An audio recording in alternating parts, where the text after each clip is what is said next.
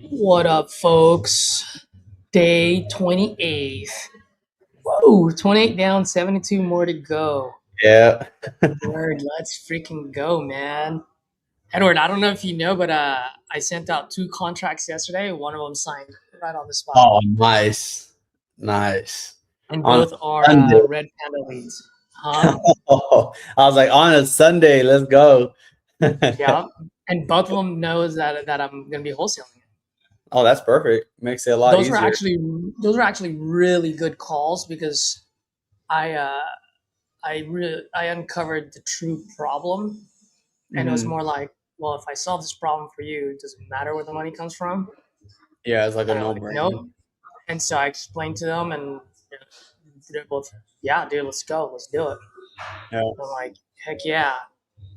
One of them ARV's like anywhere from 230 to 250, depending on what you do with it. But I got it at 110, and I told her that it should really be between 95 to 110. Mhm. So that's good. Yeah. And then another one in California.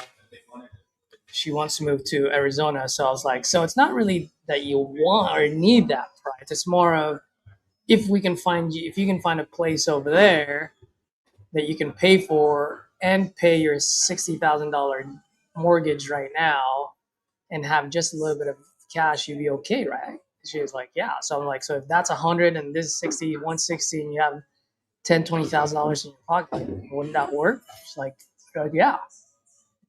And she was asking for like 270, and so I was like, so the way I have it on the purchase price, I just said equivalent to mortgage payoff, and anything over that is negotiable.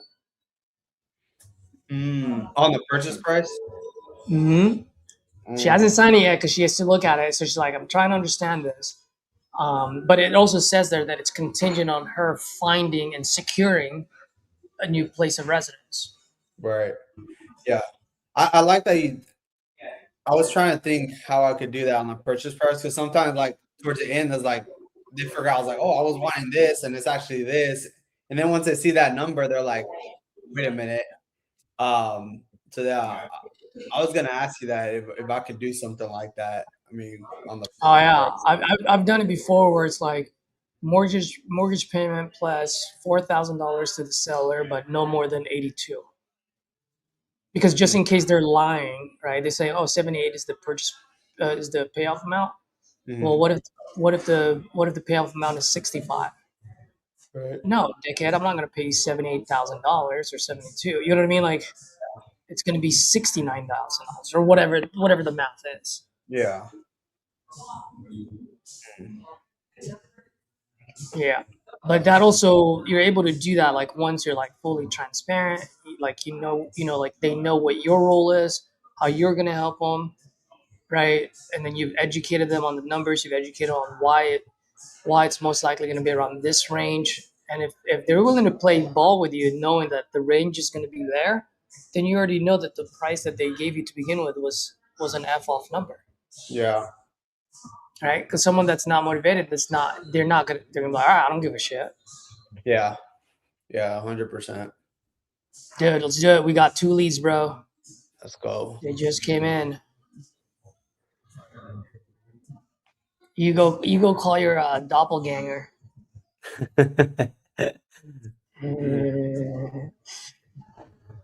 So for you folks that are watching, we just got a lead, and the lead's name is Edward. Yeah. So Edward is gonna call Edward. Word. All right. Let's go up here.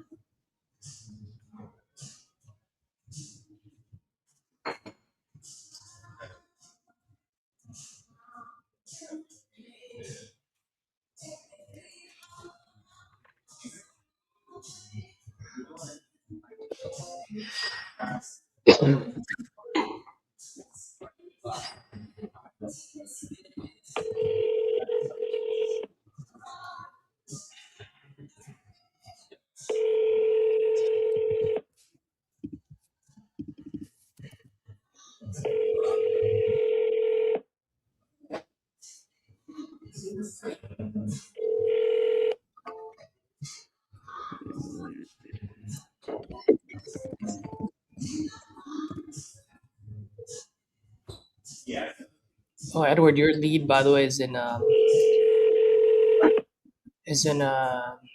Pennsylvania. Yeah, I saw that right now. I was pulling it up. Yes, hi, good afternoon. Hi, good afternoon. Is this Edward? Yes, speaking. Who am I speaking to? Well, you're actually speaking to Edward as well. How you doing, man? You want more? Can I get that and that? I know that's exactly what I was thinking.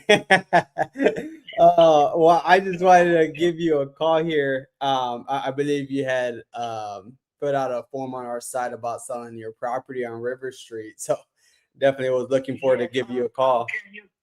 Can you enlighten me? I've been putting out forms all day and I'm trying. I found a property out of state, but I can't buy that property until I sell this property. I'm trying to be closer to my grandchildren. I'm really sick and I'm tired of being here alone. And I own my property. It's a very nice property. Little cosmetic hookup, but this you can flip this property easily later for like $250. Easily. Oh wow. So Okay. anyway, yeah, this is I just put a new 6-foot privacy fence up. It's got I converted the house from the cast iron heating. Okay. And real quick, Edward, before we get started there, just want to pull this up. How much were you looking to get for it? I'm excited before I forgot about it. As much as I can. I've been lowballed for this house already. I know the house is worth $140,000. And then that's not, with the additions that I've added to it. So, I'm trying to get as much as I can. I found another house for $80,000. But, if I get $100,000, there's no way for me to work my moving and everything. You know what I mean? Yeah, no, I get it. I got to cover my moving costs and maybe some money to live a little bit out there. Right. So, I don't want to get lowballed. That's all. Right. The house is worth it. I guarantee this house is located next to Turkey Hill, next to Dunkin' Donuts. There's a Chinese restaurant in the corner. There's a 24-hour convenience store in the corner. There's a smoke shop in the corner. Main Street is right up the block from here, City Hall. Everything is here. And it's a double lot property, all on one lot on one deed. Okay.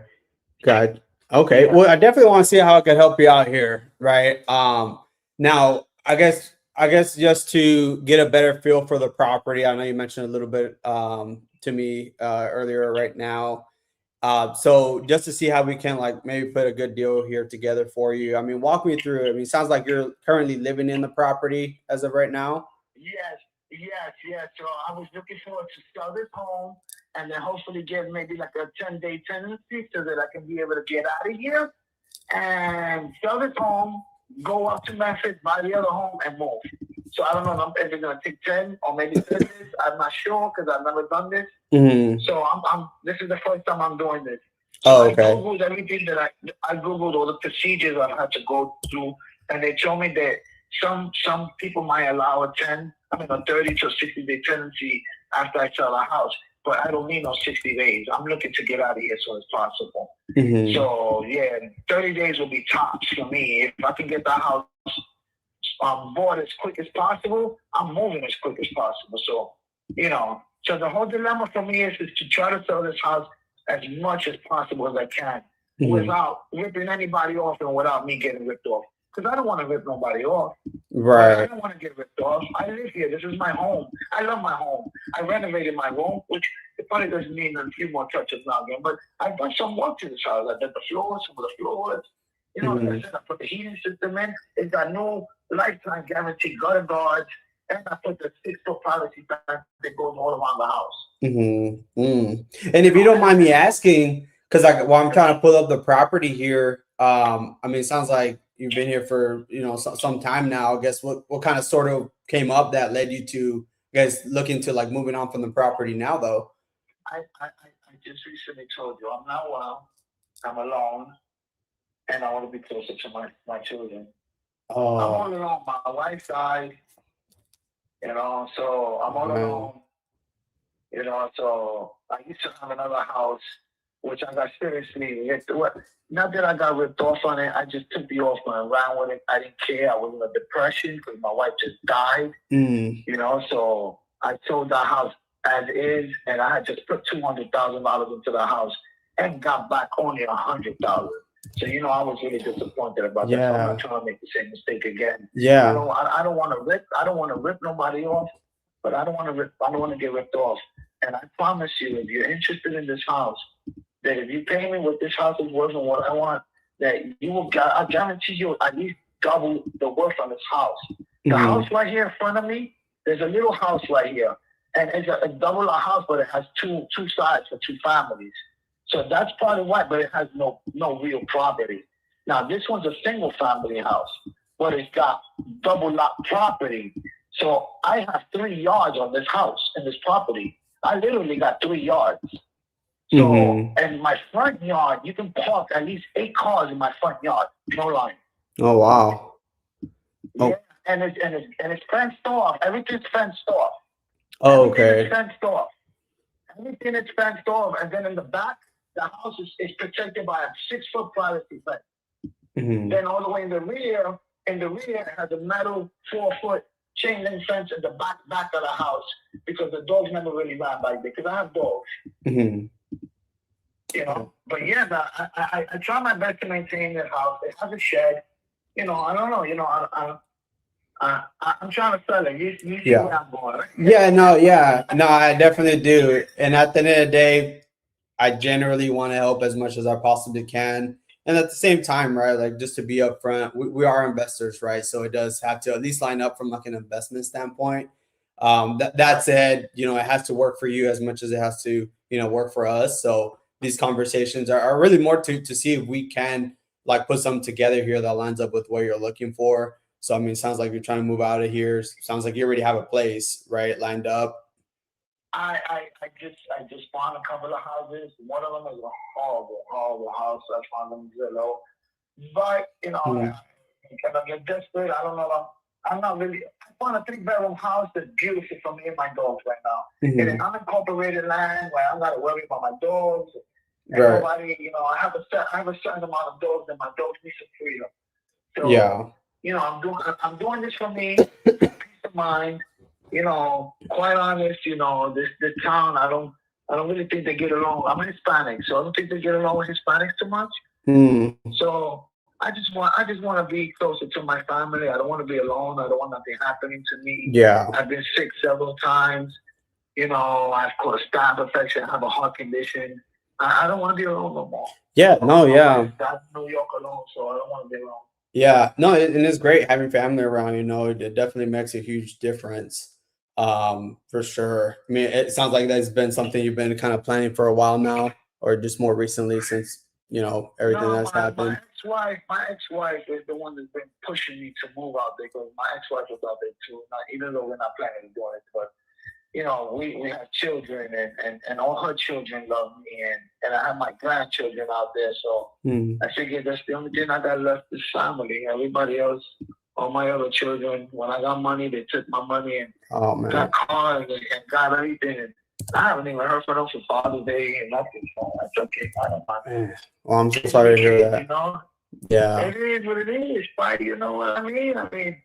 I got to deal with life on life terms, so fuck it. But I want to get rid of my house, guys. People help me because I've already been offered $110,000. I'm like, okay, that sounds okay, but I know the house is listed, I think, at $140,000. But then there's a discrepancy. You see, it is a double lot property. And then they got they got it on under one lot, under one deed. But it is a double lot property. My full address is 90-100. So if you look up the property 100 River Street, that lot will come up separate for $127,000. So I'm like, why would they really do that to me? You got the lot for $127,000, but then you got the 98 lot for $140,000. So what is the total value? I'm like, right. So I went to the main town hall and they tried to tell me, oh, that was before. But I'm like, okay, but still, that doesn't eliminate the value of the property if it was a price before. The property, that front lot still has some kind of value. Like I don't know. Right, because yours is the one. Like if you're looking at it, I see the lot, and then the property's in the back, right? Yes. I do see it through Google Street View here. I do see that now. It's in the back. I don't know if they're showing the wooden metal private. I mean, the wooden metal. I keep saying metal. The wooden privacy thing. Yeah, it does show that, and then it has the chain link fence in the front, right? Right. That's where you can park. And you see that you can park at least 8 cars there. Right. Yeah. Okay. Yeah. And then if you look in the back, on the side of my house, I have a yard on each side of the house. And those yards are good 30, maybe 30 feet, maybe 40, maybe longer, I don't know. Mm-hmm. Okay. And is there a way to get access towards the back too, or is just the front on River Street? There's only the 2 entrances on the front. Mm-hmm. Okay. Yeah. So you have to walk around to the back of the house. And the back is tight anyway. That's why I really never put a privacy fence back there. Because the fence is like really tight to the house. It's maybe about 3 feet away from the house, 4 feet. Mm-hmm. So to the back of the house, you don't have too much room. So all the room is in the front of the house. That's why you have all that extra yard space and all of that. Right. I used to have a garden there too, but that storm destroyed my greenhouse and everything. I don't know if that comes up on the thing, but yeah. And like I said, I put the new water-based heaters. Oh, did I mention that? No, I didn't. The house has moved. Yeah, because I've been explaining to people all day. You're not my first phone call. It sounds like it, yeah. Yeah, so I also, when I first bought the house, it had those cast iron heaters, you know, the metal shit. Yeah. So I after being here after 2 years, I couldn't breathe. It was too much. So I had them all ripped out, and I had all the heaters replaced with those baseboard water heaters, those white ones, those metal shits.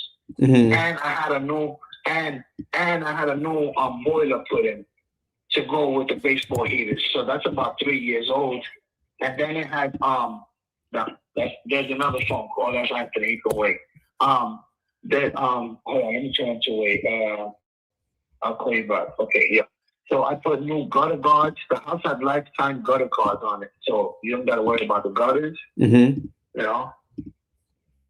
And then a couple of rooms. When I moved in, I did some of the flooring. I did renovating on a couple of the rooms. Some of them already sheetrock. They're painted. They probably need some more cosmetic work. But in my room, I went and put some sticky tile to the wall, so I kind of messed up that wall. But that could just be ripped out and just from the wall. But in all fairness, the house is in good condition. Like on the first floor, I have some carpeting down. The doors may have ripped up. If it comes down that I got to replace that before I sell the house, I can gladly do that. You know, and that's about it. The bathroom downstairs was redone. There is a laundry room. The bathroom was redone downstairs. It does have tile, like real ceramic tiles. The spa tiles, those brown spa tiles. You know what I'm talking about? Yeah. You know, yeah. So yeah, they don't have those white tile bathrooms. It looks like a spa. I could take pictures for you. I got pictures already. So, but yes, and then it does have a second bathroom upstairs, which was also renovated. And it also has new appliances inside, like the new kitchen, the new sink, the new toilet, and well, I have a bidet in there, so I'm probably gonna take that with me.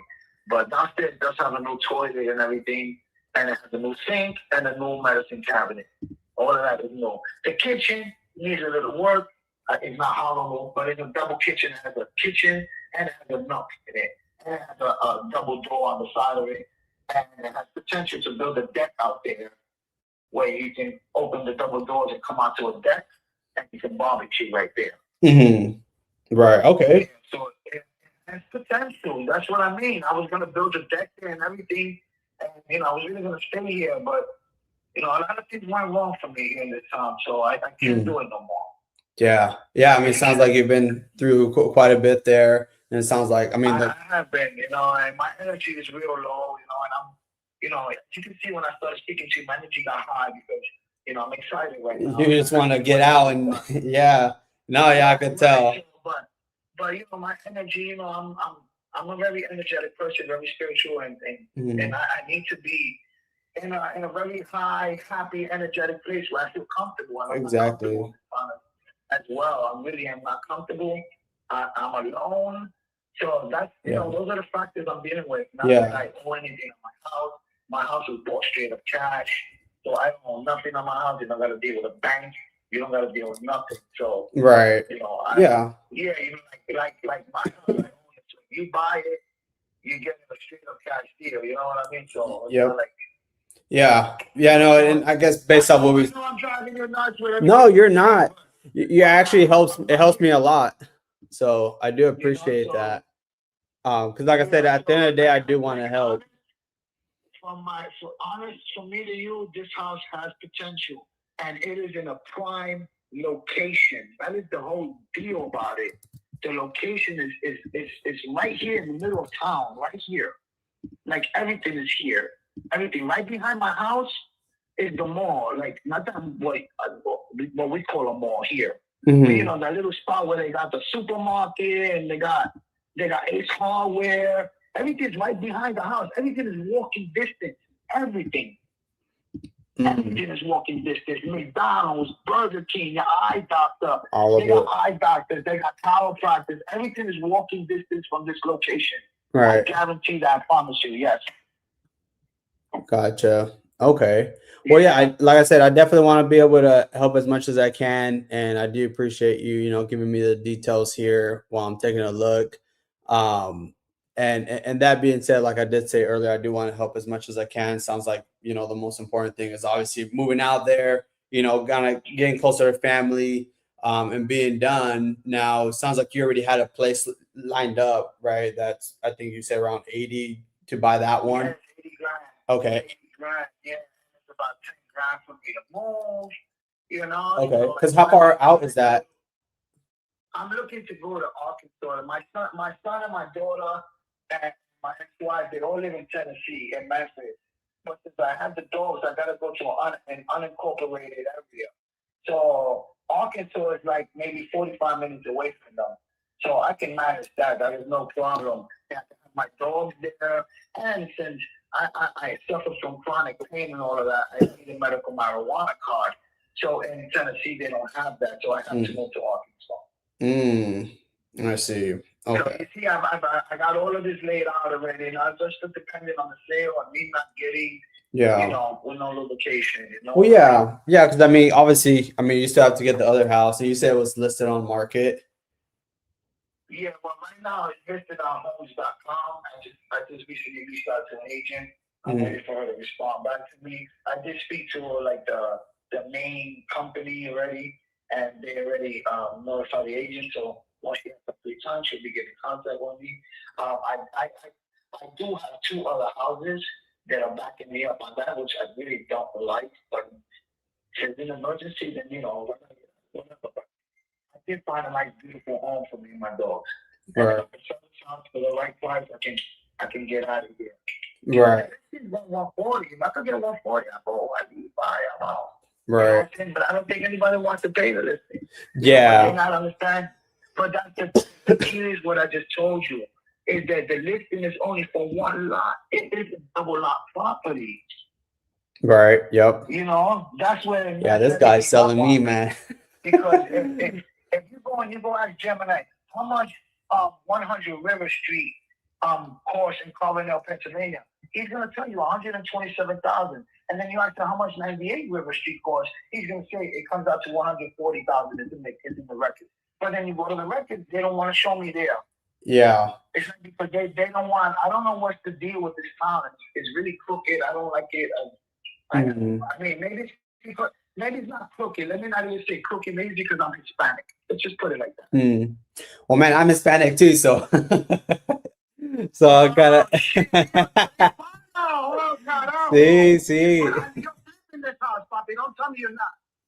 No, yeah, that's kind of what I'm looking at and see what I can make, make sense here. So look, even mejor, bro. Look, you can flip this bad boy. I guarantee. So to one of these white boys, you get $250,000 easy for this. The house, what I was telling you, because I lost track of what I was saying to you, this house right here next door, 94, 96, right? They bought that house for $40,000. They just sold that house for $250,000. I saw that. Yeah, they did a whole thing. Oh, Papa, you know what else they're making? they're making a Starbucks right there at the mall too.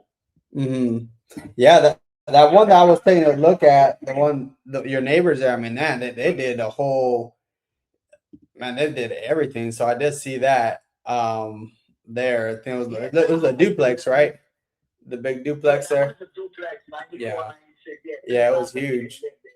Yeah. But Well, tell you what, it's because like I am trying to take a look here, and like I told you from the very beginning, I do definitely want to help as much as I possibly can here. And I am just taking a quick glance here, like on the market and see what I could do. Now I do want to be mindful of like where the market is too as well. I understand it doesn't really need that much work, right? Based on what you were telling me. Is that correct? No, I don't need that much work, man. Okay. I say you put a little 10 grand into this house and you could just probably make it new. Okay. And looking at the house that I'm gonna buy, I already have most of the tiles here ready. It's just I'm alone. I'm doing this work by myself. Right. Yeah, that could definitely be tough for them. Yeah, I have tiles here and extra tiles for the floor. If there's any damaged tiles, they can be replaced. I have brand new boxes of tiles downstairs. Okay. Yeah. So I'm very flexible. If I can get the right price, que dejo con todito. I leave you with the furniture, everything. I just take whatever I need and I'm out. Well, how about this? Because like I said, I do have to be mindful where the market is. So like if we were able to, help you secure that next property that you're already looking at in Arkansas for the 80,000, obviously cover your expenses for your moving expenses. Because I mean, obviously it would cost some money to get out there, which you said was 10,000. Right. And then if we could still put myself at 10,000 pocket, yeah. Right. And then let's say I get you another net 15 so you could, have net in your pocket. I mean, do you feel like that's something that would help so that way you don't have to keep waiting longer here? No, but I'm looking at when I sell this property, I need the 30 days, right? Or so that I can call and I need to put either a chain link fencing up there. So that's the other dilemma I got. There's no fencing for the dogs on that property. So that's the only thing I gotta do to that property is put a chain link fencing. Well, what if we accommodate for that with your time frame there? You're gonna help me with that?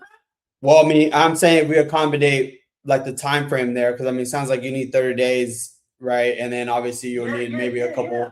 So like if we could line that up where we're able to help you secure the next property for like the 80, and then another 10 for your moving expenses, and then pocket you another 15 on top of that, work within your time frame, so that way you could do what you have to do. I mean, do you feel like that's something that would help?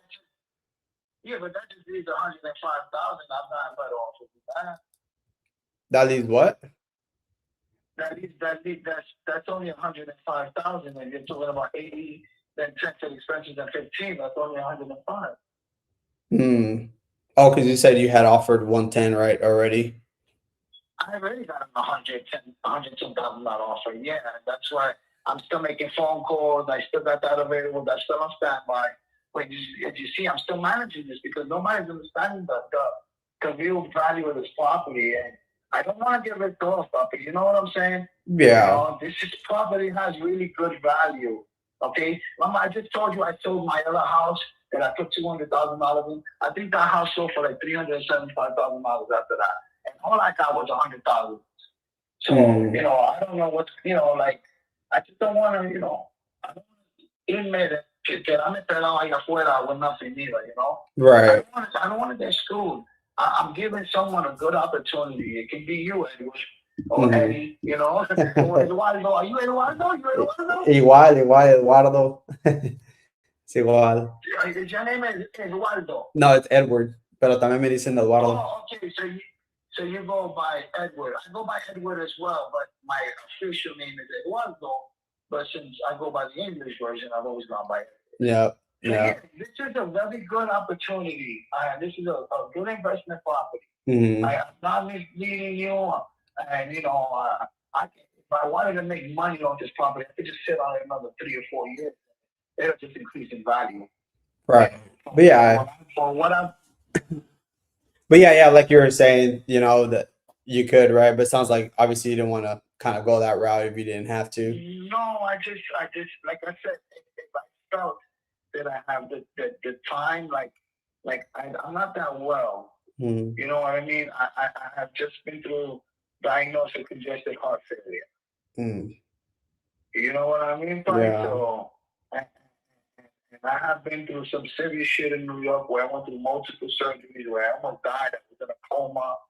And because of me being in a coma is the reason of the outcome of me having congestive heart failure, because my arteries got clogged up because I was in a coma for 3.5 weeks.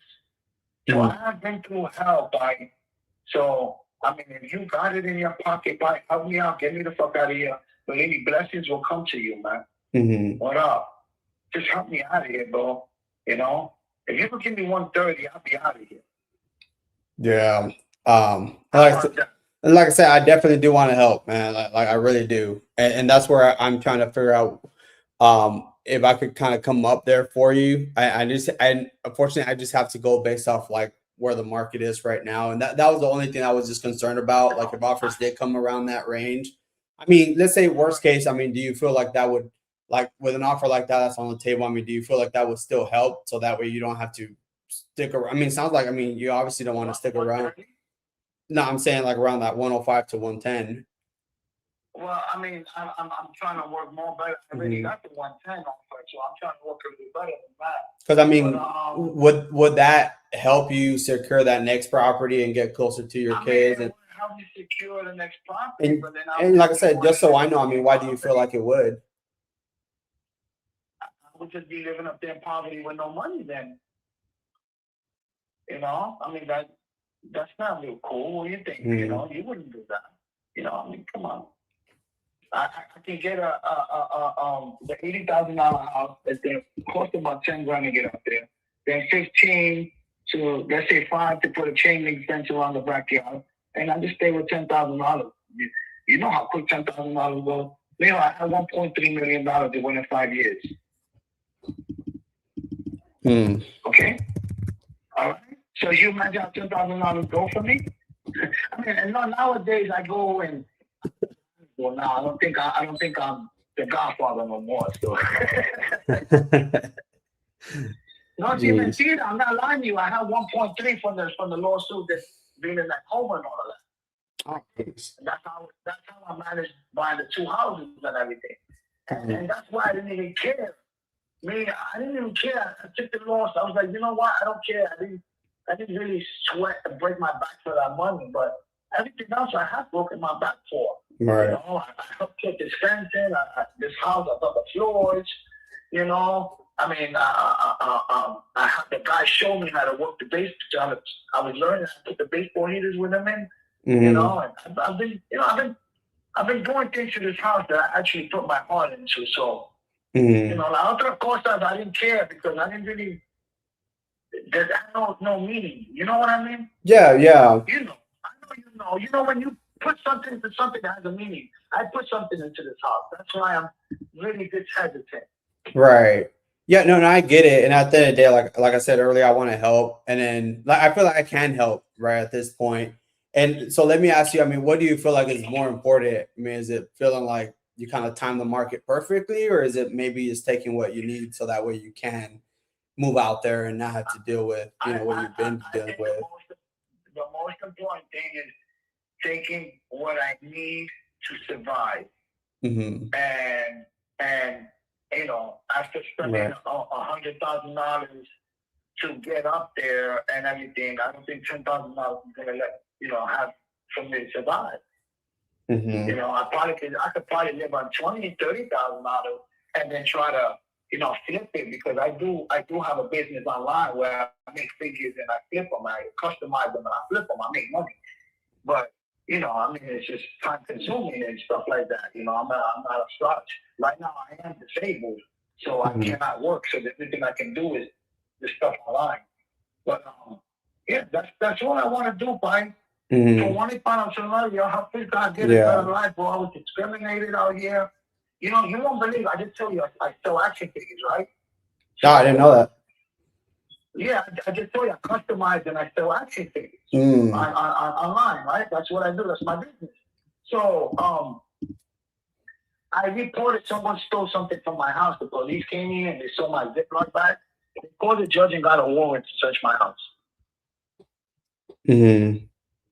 That's how hard it is out here with these people. So and me, to be honest with you, this is not a place for you to live in if you're Hispanic. Buy this house and flip it to one of these white persons and let them live here comfortably and let them give you the money you want. Okay. Well, let me ask you this. No, you're not. I'm trying to think here and see what I could do. This is my energy from one Hispanic to another Hispanic man because I respect my race. You know what I'm saying? So Yeah. I'm just like, I'm just being honest with you. For you personally to live here, you must have some kind of white attitude and really be totally white. You know what I mean? To get along with these people. But, I'm Hispanic. I'm from New York. You don't like me. Mm-hmm. Well, man, I'm Hispanic out in the South. I don't know. You know. So what I'm saying is, I don't know how the South is. Is it bad out there? It's more No. calm, right? Yeah, it's more calm. Right. So then you probably won't even have a problem living here. Well, let me ask you this, Ed. Let me ask you this, because like I said, I definitely want to help you out here, and I know you're telling me it has potential, and you told me about the one that sold next door. Obviously, it's a lot bigger. I mean, it's duplex. I mean, what do you think the property could be worth, like if it was all fixed up? My house? Yeah. What do you think it could be worth once it's fixed up? If you fix up this whole house and the property and tidy up the yard a little bit, I'm telling you, you can at least get $250,000 for this. But the one next door sold for $250,000. Okay. But the thing is, nobody's looking at the fact that it is a double lot property. Yeah. But this town really combined it. So they made it under one deed, under one lot. So I don't think that they combined the value of both lots. Mm-hmm. That's my whole dilemma. Nobody, not you, sir, but what I'm saying, everybody I spoke to, I'm like, everybody that's on home, I try to explain that to you, but you combine two lots. So then what? Right. No, it's only one value. But how is that possible? You combine two lots with two different values. Right. Yeah. Well, I understand what you're talking about. Maybe like if I separated it. That lot right there. Matter of fact, check this out. Watch this. Okay, Google. Come on, what? He's gonna tell you what. Let's see. I'm gonna tell you. Because he's the one that told me. Okay, Google. Gemini, how much is the lot? I think I can lock this up. I'm just gonna take my time though. How much is he going for?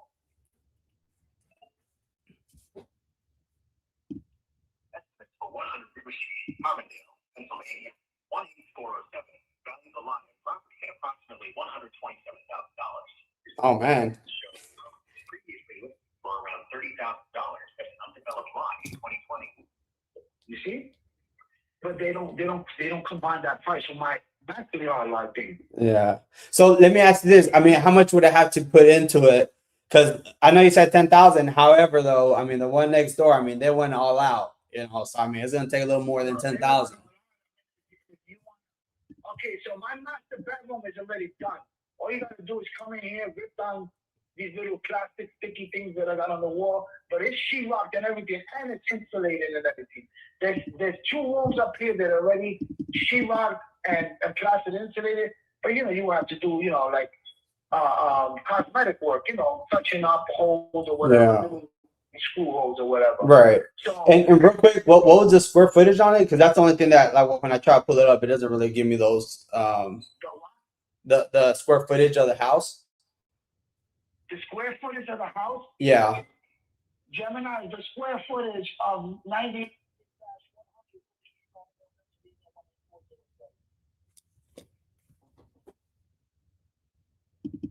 The lot at 98 to 100.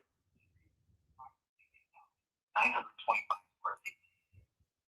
You heard them? 2,925 square feet is the whole two lots combined together. Oh, the lots. Okay. Yes, the lots. Oh, the house. Gemini, the house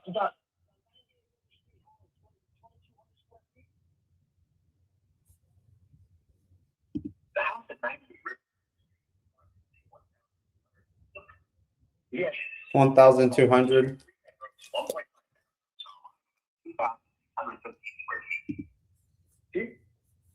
Okay, you said 1,200, right? 1,248 square feet approximately, he said. Okay, and you said it was just cosmetic. Yeah, it just needs cosmetic work, but no lie, no shit to you. Some of the rooms still got the old paneling. I mean, if you want that old paneling out, but the paneling still looks good. Okay, so like, let's see.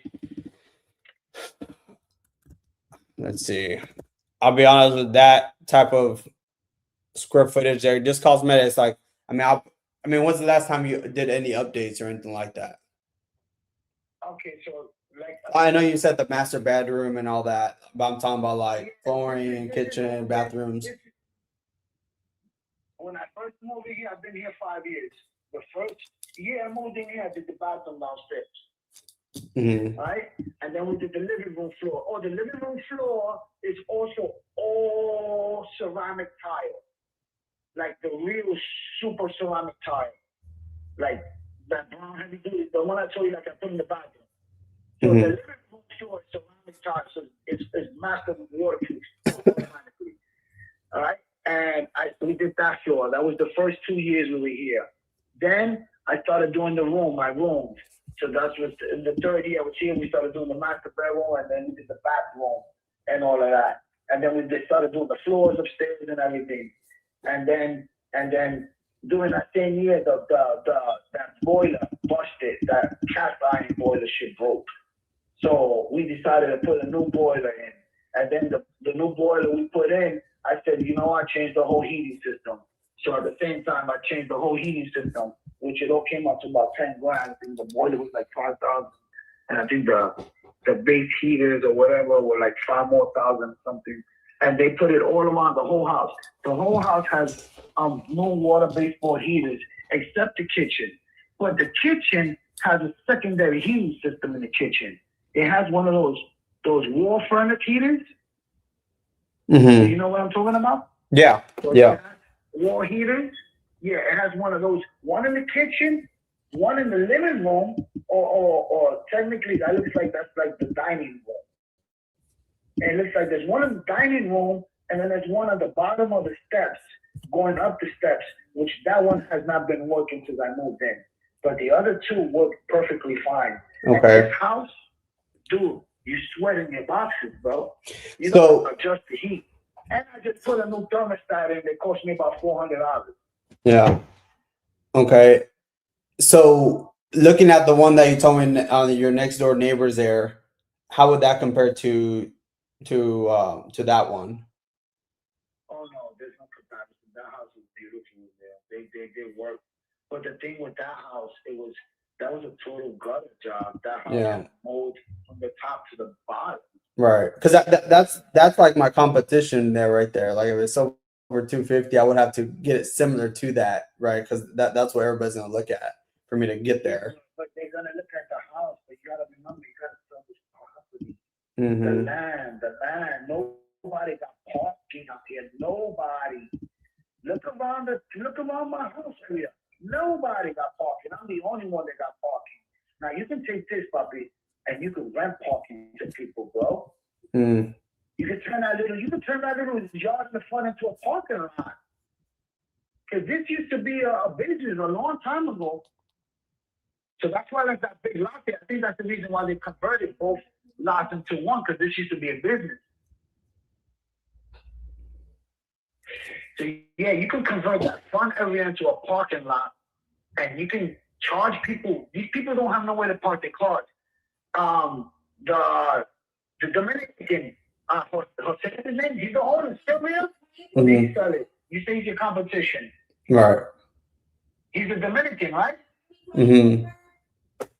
Well, I met him, the owner of this house here, and they were trying to rent space for me from the parking lot. I told them I couldn't because I have my dogs. They wanted to rent space for the new tenants that move in there. He says, he was trying to make a business deal with me. And I was like, I got my dogs. Where my dogs will go? This yard is for my dogs.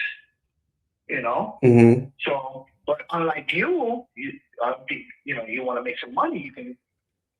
You can make a profit out of this bad boy. You can make money on this. It's on you. Whatever design you want. Like I said, it's in prime location. You know what I mean? It's in a great location. Right. Well, and this is the thing. It's in good condition. And this is the thing, like I mentioned earlier, right? Let's say if I were to do that, obviously I have to look at where the market is. Obviously, it's going to take me a little bit more work, right, to get it to that value there. And that would just be my only concern there. And this is where I'm just trying to help as much as I can, right? Based on what you're looking to do. I know you told me you just want to move out, secure the next property, obviously secure, the moving expenses, have some extra cash there. You said what, roughly around 20 to live off of at least. Yeah, I'm trying to see if I get out of here with at least 130. The house is at 140, 147 right now. Because that's just for lot. That's just for lot 98. That's not including the lot 100. That's what I'm getting at. Everybody just focus on, but it's just that extra property. It's just that extra land there that's like nobody's considering, and that's what's so. If it was just this, you know what I mean? But it's not just one lot. If it was one lot, I'll tell you, I'm like, give me 100,000, I'll go. But it is a double lot property. Mm-hmm. It is two addresses. It's 98-100. And if you look at the property location, it's under 100, not 98. Here's what I'll do then, Ed, because like I said, I do want to help. And obviously, like I said, I have to look at it from like an investment standpoint there. I understand the situation. I know exactly what you're trying to accomplish there. And I'm trying to see if I can make, ends meet. So if I can still come in, help out here where you secure that next property, we cover the next, because you at least need 90 to move out there, 80 for securing the house, and then 10 for the moving expenses, correct? So that being said, if I can still get you in your pocket, if I come up a little bit higher, closer to, let's say 20, maybe 25 there. Is that something we could work out there where we could just, get things moving, work within your time frame there and get things done and kind of move, like get the ball rolling? Well, the numbers you just mentioned went up to 115. That's not a little better. So that's what I'm saying. I'm like, at the end of the day, I am trying to help here. So I'm not trying to poke you in the eyeballs and everything. So I understand the situation. 115 to me. If you're mentioning 115 to me, you're the best offer so far. You're going to be in my consideration. So what's stopping us from moving forward now, though? Because it's kind of like the most important thing for you was to be able to secure that next property. What I want to do, if you don't mind, I would like to make a couple of more days, a couple of more phone calls to see more of my options. And within a couple of days, if I don't hear nothing, then you're going to be the first one I call. Yeah. And here's the thing, right? Like, and like, whether you do business with me or not, like, obviously you could hold off, right? You could still hold off for a higher offer, or, hold off 3-6 months, maybe a year to get a higher number, right? That being said, though, something that, that's something we don't know. Maybe it could come in lower. Maybe, something happens, and they all come in lower. Right. So, but what I do know is I could help you out right now to be able to pretty much just, do what you have to do, what you're looking to accomplish. I know I could help with you, with all that. So, and this is where I'm saying, like, what is most important to you? Is it obviously timing the market, or is it getting what you need so that you can, move out there, secure everything, and also getting what you need? Papi, if you're going to give me 115, okay, that's my best offer. Like I said, give me 2 days. 2 days, I will call you back.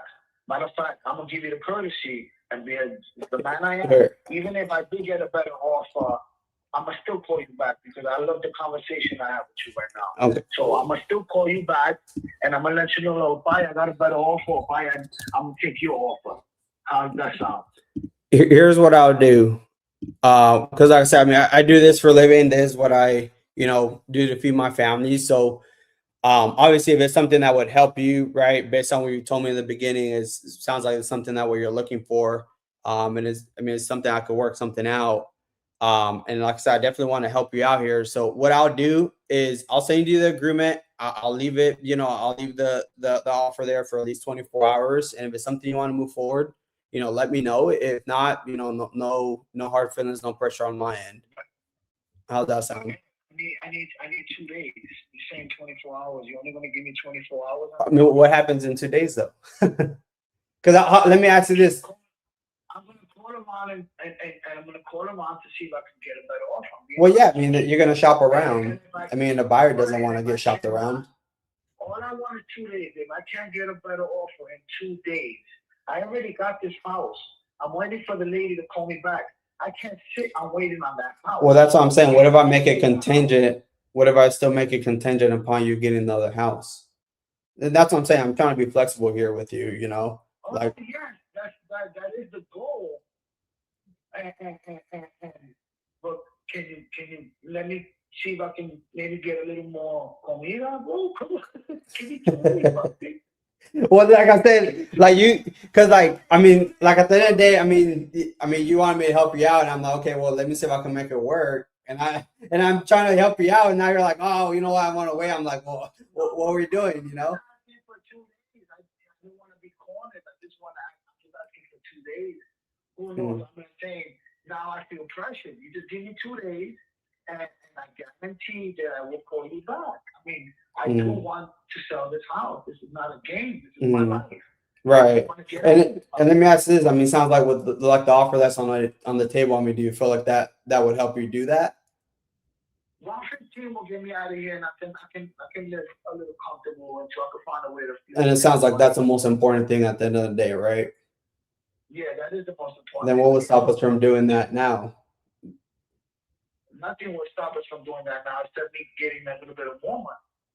Well, what if you don't get a little bit more money and I end up buying another house? Like I said, this is what I do for a living, Okay, so what I'm saying, Ed, if you go and you buy another house within 2 days, then the deal is over, puppy. No problem. Come on. No, not that way. No, not that way. No. In 2 days, if you're still available and I'm still available, we got a deal. That's what I'm saying, bud. Yeah. Come on. Alrighty. Well, here's what I'll do. I'll still send you over the agreement, and like I said, I definitely want to help out here and do good by you. So I'll still send over the agreement. If it is something you want to move forward, you let me know. Give me a call back. I'm more than happy to go over it. And we kind of go from there. Okay, I'm probably on the phone, but I'm gonna let me write it down. Your number. Oh, it's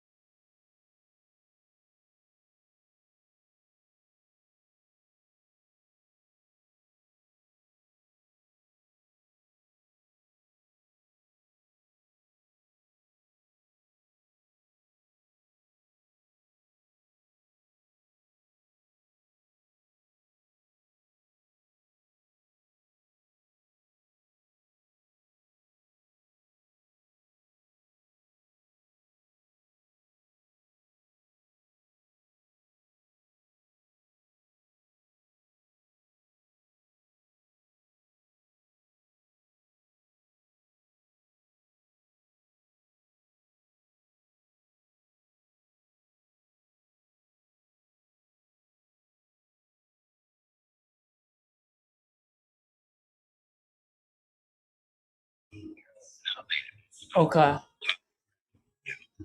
Got it. Got it. Okay. And how quick do you want to be able to sell this? You know, I'm 63. I'm a performance guy. I went to do my CO2 physical. I got Oh I man. got I messed around and Blue Shell of Florida. $80 a week out of my paycheck and the insurance ain't up a damn. Mm-hmm. So I major surgery done so I can like get back to work full time. I do draw my social security every month. It's like $12.98 partial. But I just have to have something part time to do, you know. So that's why I was trying to get rid of one of the places. Okay. Uh, and you said you still live there. I mean, if we were to do something here, I mean, if we close on this in 30 days or sooner, is that something that would help you out at all? Is that I just want to make sure you're okay, that you're not out on the street, you know? I only need 3 days just to get the storage. Okay. Okay. And I'm just looking at what's going on in here and what's going on in the market. I think you said earlier I could probably resell this at 140 after I fix it. Did I hear you correctly earlier? No, I think you get more than because going up so regular, you know, you put a little work into it. Right? You can go from 3 days. If I get Yeah, it's not a brick house though, is it? no, sir. Okay. I mean, the only reason why I'm asking is because there's one on West Ninth Avenue. It's a 3 bedroom, 2 bathroom, just sold recently. Pretty much the same year built, everything. The only difference is a brick house, and that one sold for 140. And I do see your other neighbors. When I say other neighbors, I'm talking about within a quarter of a mile, because I like to be as yeah, I like to be as close as possible, right? As tight as possible. I see one on South Oak sold for 140. I saw 1700. There's another one 1707 sold for 133. Even if you have to put $1,000 in to take the roof and the sheetrock or whatever you got to do, you still got $6,000. I'm telling you, this is going to go for a little bit more than what those houses went for. Yeah. They probably even the square feet is on that one. No, so that's a 3 bedroom, 2 bathroom, 1,316 square feet. Yours is 1,288. Lots, their lot size, their lot. That's what them having all the stuff added on because they don't even have on that there's a bathroom in that laundry room. So No, I understand. Their lot size also 17,000. I think yours is about 9,000, and their built is about 1970, 1983. The only reason why I'm just going over these is just because just to let you know, I just make decisions based on what I see, right? Because I have to react to the market.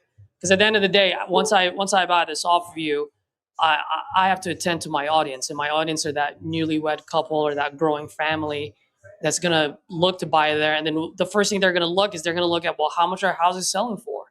And if the houses are selling for 140, then that's the cap that that's what I have to compete against. You know what I mean?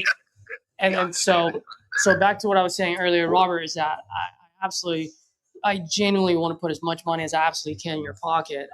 That being said, I also have to be fair to my business. So if you don't mind, I'd like to just share with you how I'm looking at it, what I'm seeing. And if we can make something happen, great. And if not, no harm, no foul, no pressure on my end. All right. Does that sound fair? All right, cool. So 140 is really the top end, what I can see, just based on those brick houses that sold for 140. And as you know, brick houses are worth more just because they're more solid, right? Now, you did mention about $35,000 of repairs. I was actually expecting about 50, which sounds about right. Because if you're saying 35, I always like to give myself just a little bit of cushion, Robert, because at the end of the day, once I write that check off to you, man, if that rehab cost goes up, I can't go and knocking on your door asking for a refund, you know? So I just got to give myself a little bit of cushion, yeah? So here's the thing. I mean, if I buy this off of you at 50,000, okay, 50. If I buy it off you at 50, I put in the repairs at 50,000. Now I also have business expenses, which I'm not going to bore you with all of them, right? But those are like closing costs, realtor fees when I sell it, taxes, insurance, cost of capital, the whole shebang. So here's the thing: if I buy this off of you at 50, my all-in number jumps up to $136,800. So I would, so yeah, if I buy this off you at 50, after I put in all the rehab and all the business expense that I have, my all-in number is actually 136. So what I'm saying is, if I buy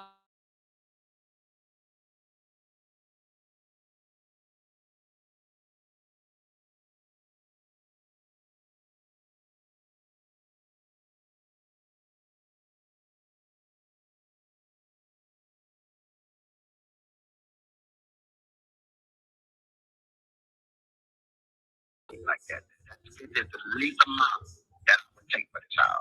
Oh, absolutely. I don't want you to give it away, right? Yeah, And yeah, I understand that. but also at the same time, I can't pick up the hammer and take all the risk for 3,000. Yeah.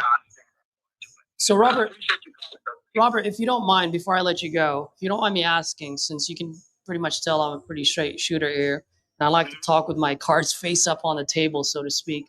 If you don't mind me asking, I mean, what is it that you're absolutely trying to accomplish by selling this? Because I just cannot, I don't want to handle two properties. I don't want to have to deal with the two property situation. So that's why I'm just trying to get rid of it. So I did the little surgery and stuff like that. Mm-hmm. And that's the reason why I was trying to get, just get this one going. Get this one going. Yeah, I mean, brother, I mean, if I can put a good chunk of money in your pocket, and now you only have one property and you got some money in your pocket, would that help at all? No, see, I just can't go no lower than 50, but I just can't do that. I wouldn't even do it to my mom or my family like that. For them to say, "Ooh, just see the house wait for 30, 25, 30,000 dollars." But like I say, Cesar, I appreciate you calling and everything. I'm gonna see what this lady can do today for me, but I appreciate you talking with me and explaining it to me. Yeah, well, I really do appreciate that. And absolutely, and thank you. I appreciate your honesty there. And if you don't mind me asking, I mean, just knock on wood, what if no one buys this at 50, 55? What happens then? It's just it. I'm not, like I say, I'm just not going to give it away. Me, myself, personally, I understand where you're coming from, but I think the house is worth at least $50,000. That's what I was, I'm not trying to get no over the stuff. Really, the roof and the new sheetrock, it's not going to be no $50,000. I don't know where else you was coming from. Other place you got to put money in. What you're saying. But there's just no way that I can get rid of it. On a lot right here. And, I do keep it up on the outside, clean it up and everything. So I just can't get rid of it no cheaper than that. And I appreciate you calling me and, just explaining to me. I appreciate just what you did, but I appreciate you a lot. Yeah, no, I completely understand, man. It's just hard to, and by the way, just to let you know, I mean, I understand there's a lot of emotional attachment to the house. I get it. But brother, I'll tell you, like, if anyone buys this, like anywhere between 30 to 55, it is not giving it away. And the reason why I'm saying that is because whoever picks it up, whether it's me or whoever it is, they're the ones that's going to be picking up the hammer, sweating it out, putting in the money into it, and then taking the risk. You know what I mean? Okay. And so it's not like you're giving it away. Now you selling it to someone for 5,000, well, that's giving it away. But let's say, for example, if you do sell it, once again, whether it's me or someone else, if you sell it for 30, I just want you to understand, if you sell it for 30, for example, my all in on that one is 116,800.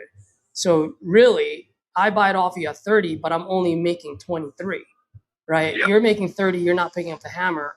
I'm making 23, I'm the one that's picking up the hammer. And I have to count that the orange guy in the White House doesn't make any foolish decisions before I sell it. So I'm gonna let you go, though, buddy. Like I said, I appreciate you getting back. Asking me about this stuff. So you have a good day, buddy. I'm gonna let you go. Yeah, absolutely. And if anything changes in your mind, if things don't pan out, let me know. I do buy quite a bit out there, and I can be your easy bond, but I may be from California, but I'm not a California buyer. Okay. All right, buddy. Thank you so much. Bye bye. All right.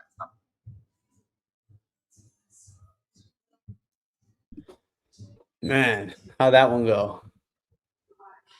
Ah, dude, it's just like motivating factors there, but just not there on price yet. Putting it on long-term follow-up. I'm still sending that contract to him right now. Oh yeah, how did that go? I'm gonna send the contract to him right now. He said he'll sign, and move forward. Right now, he is trying to secure the next property. So he said when he spoke to the agent, he would need to have, I guess, an agreement in place. Obviously for them to do like the hold and all that. So right now he's like, hey, let me get off the phone. Let me talk to them. I want to move forward. Just send me the agreement. So I'll see what happens with that one. That one was a long call, but like, I mean, you gotta do what you gotta do. You gotta do what you gotta do. How much are you sending it out for? 115. 115. Dude, Yeah. not bad if you saw that. If you saw that comp for 140. Yeah, and it was as Yeah, is. take a shot. Take a shot and let's see what we can do.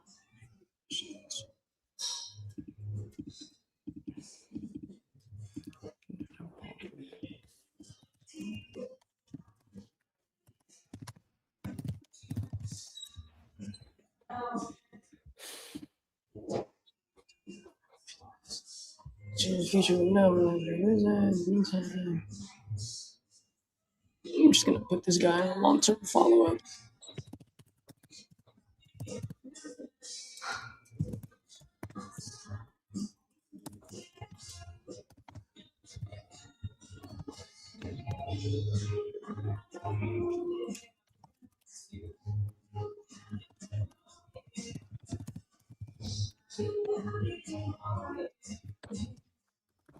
Have we gotten any more new lead? Let me I haven't see. started because it was the first one I had, and it took quite a bit. Yeah, we got 3. While you were on the phone, we ended up getting between you, mine, and the other one. There's 3. Oh shit, there's another one. K Larry. Oh my gosh, isn't that Martin Lawrence's character in Bad Boys? Oh no, that's oh no, his name is Mike Lowry. Mike Lowry. You want to call this one, bro? Or you want me to call it? I got 2 so far. You only got 1, so. Yeah, I'll call it. I'm writing this agreement up real quick. Yeah, do your thing. I'll be, and this is a good one. It's in Bradenton, Florida. Want me to send him a quick text from your number? Yeah, that's fine. I'll just do that. I'll put it under your name. I'll send him a text.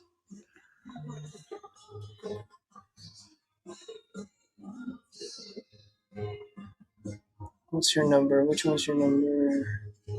The 254? Yep, I got you.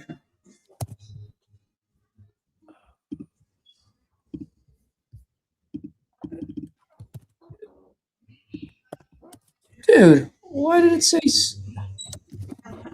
weird? It's supposed to say Edward, not Caesar. User says Edward. You could give him a call, bro. I don't mind. Yeah, but I just sent the text through the Through my number. through your number. Yeah.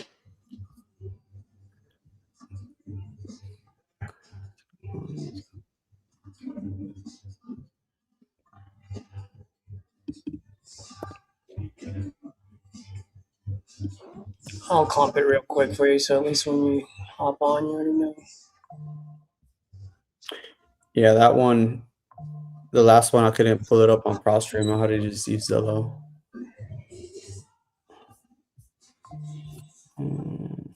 Okay, Larry.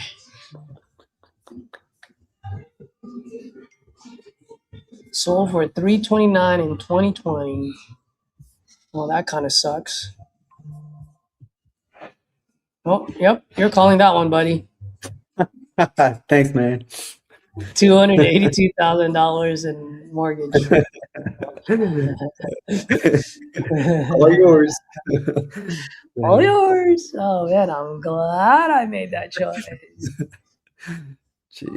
Now the good news is it is on a 2.9% interest rate though. So there is a potential sub 2 there, which I don't really like, but we can send it to just open the idea. If he's open to it, just say we'll have like either Ashley or Joey give them a call. Okay.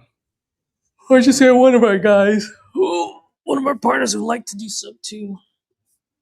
And they'll just mention our name. Cool.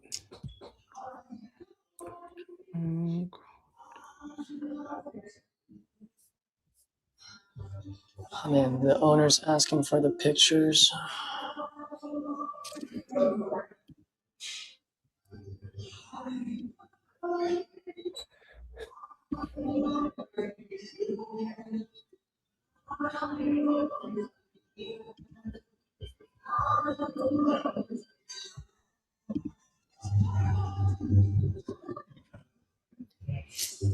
So far we have a total of 3 contracts between the two of us. Yeah, 3 contracts. And 1 signed.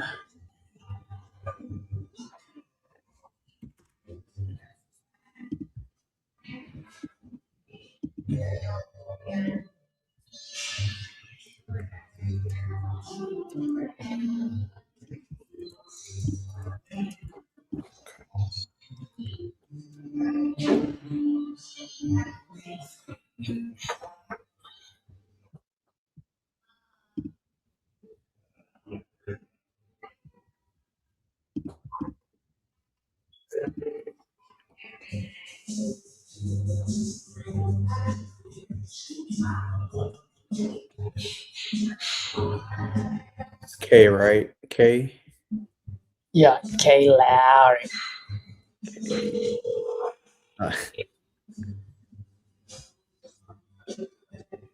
I'm gonna mute myself because I'm calling a contract that I signed. Hi, Ro. What's up, buddy?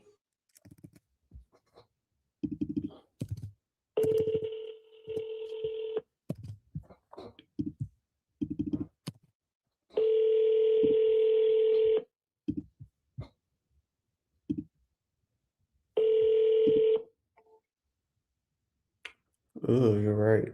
It's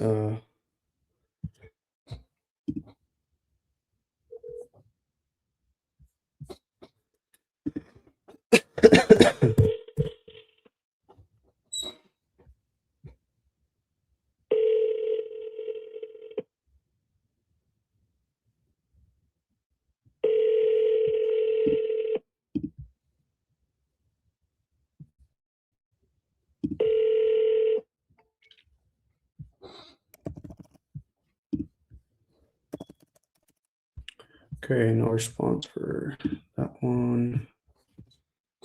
Okay, here's another text.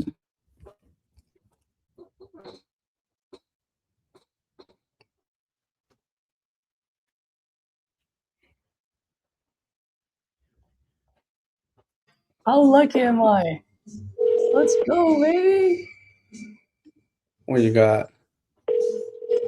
Dude, I just got a lead from Joshua, Texas. And that was one of my deals where I locked it up and both Austin and Tom were like, bro, like, you're way overpriced on this one. Like, dude, what were you thinking? I'm like, no, just run with it. And then in 24 hours, we got a $15,000 assignment fee. Oh, was that the one you were telling me last time? I think it was last week. No. This was like years. This is like when I first started. Oh. And it's one of those where you just don't know, but apparently a bunch of people were moving out of the city, moving into Joshua, Texas. Mm-hmm. And so all of these buyers were just buying up all these mobile homes, manufactured homes, I should say. And it's just one of those that you just don't see you can't see through a computer screen. Right.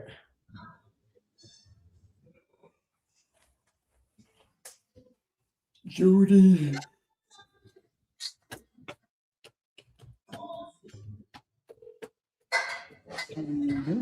I hope they don't owe any money on this. Oh, no, they do. Not that lucky. Darn it. Darn it. It's Judy. Hey, Judy, this is Edward here. Just wanted to give you a call. I believe you had filled out one of our forms on our sites. I think it was a couple of days ago about selling your property there on Inspirational Drive. Is that still something you're... Okay. Before you go any further, I have someone very interested in buying, so you can take me off your list. Thank you very much. So you didn't fill out a form? What? I'm calling her back. Heck no, dude. You literally put out a form. Like, that cost me money, lady. Yeah. At least say hello. Hi, I thought I hung up. Oh, I thought I disconnected. But you had put out a form online. Is that correct? I have a buyer.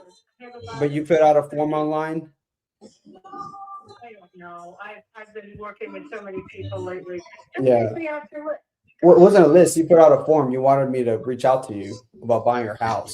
I'm just telling you right now. I have a buyer. So what else do you want? Have they bought it? Because you have another buyer here in case they fall through. It's pretty solid. My house was approved at $925, and I got a bid for $910. Okay. Well, for whatever reason, if they fall through, feel free to give me a call. I definitely would love to see how we can help. All right, Judy. Bye. Me too. Bye. Bye-bye. Bye. Bye. Bye. Bro, what? This lady here. Now I'm fine. All right, let me see. Hopefully I get a different one. At least that was in K though, right? No, that was Judy. That was from the last one I didn't pick up. Okay, all right, cool. I was like,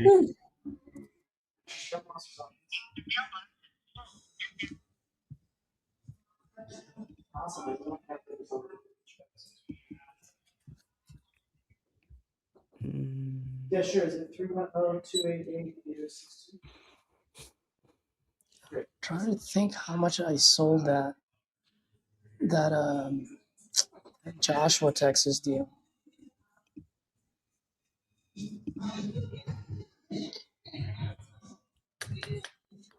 Okay, let's call.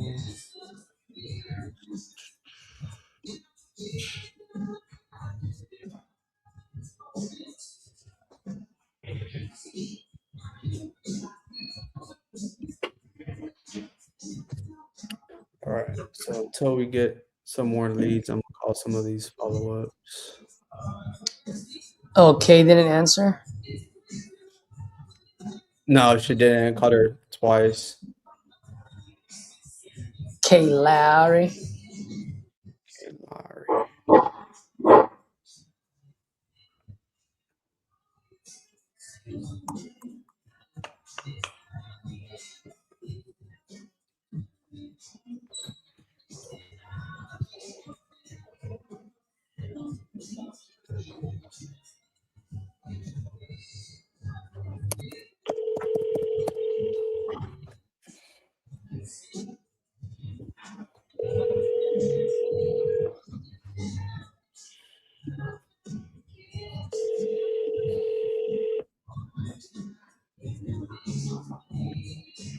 You got another one.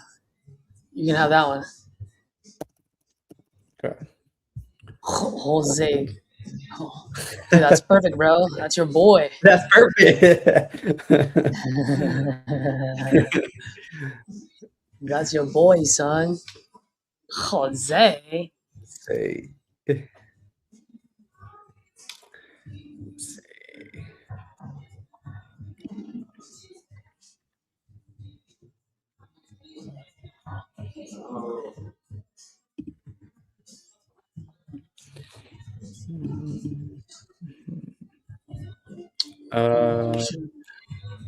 Stephanie. I didn't get one. So, Just look for, go under all, yeah, got and it. then just assign it to yourself. Hey, is it Stephanie? Oh, yes. My name is Caesar, and I'm actually just responding to an online inquiry. Looks like either Stephanie or someone had filled out a form about selling the property on out in Joshua. I don't know about any of that, but right now I don't know exactly where she's at, so her phone's not working, so I can contact her. Oh, And okay. yeah, so and she's got my car keys in her car, and I can go to her, so I don't know where I really don't know where she's at. All right. Well, ma'am, I apologize. This is the number that was left behind. And what was your name, ma'am? This is this is my phone number. It's not hers right now. And somebody texted me and told me that you sent a message to Stephanie, but it should have sent it to the number that she called from or whatever. Yeah, that was me that texted you because whoever filled out the form with your like that. This is the number that was left behind. So what's Okay. what's her number? Because then I can reach out to her. No. I'm telling you, you can't because her phone has been turned off. Okay. So she doesn't have her phone. Okay. Do you want to have her give me a call when you see her and let her know? This is my direct line. Yeah. Okay. I'll tell her. Well, Miss Davis, it was a pleasure. Absolutely. And if I don't hear back from her, if you don't mind, maybe I'll just touch base with you in a day or two, just in case she might be with you. If she is, great. If not, no pressure. Okay. All right. All right. Thank you. Bye bye. Thank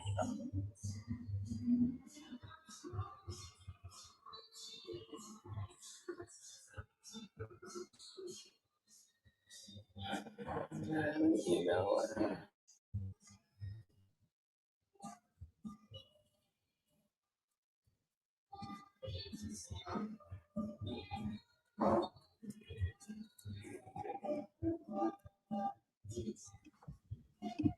No answer for Jose.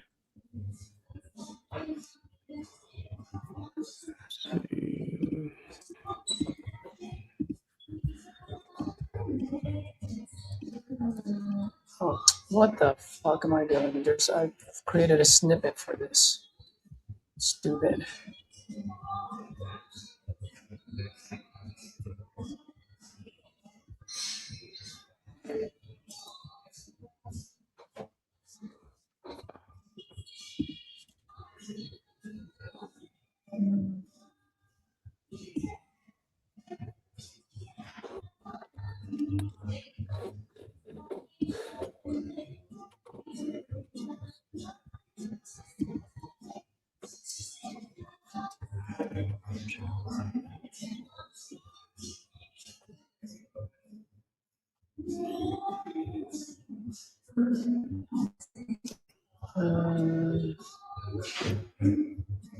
Oh, did you call Jose?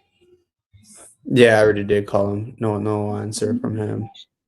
I'll give him another call here in like 15, 20 minutes.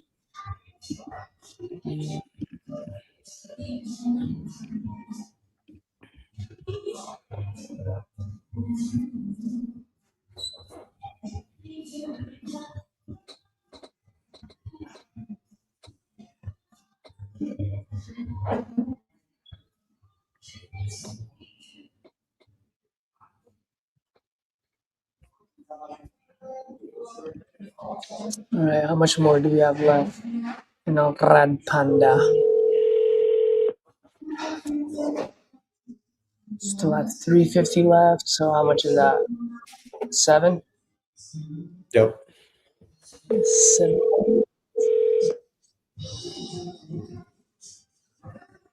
Definitely another contract or two.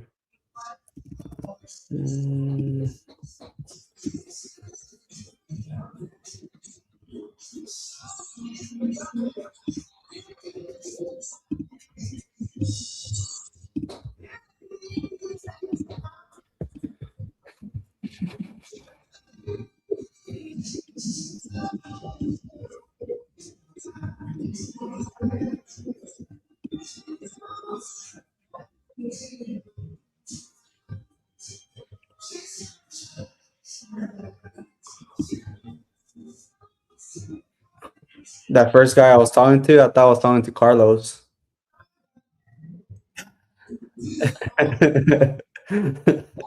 Yeah, Carlos Martinez. Yeah, and especially when he started speaking Spanish, I was like, "Oh, that definitely sounds like Carlos."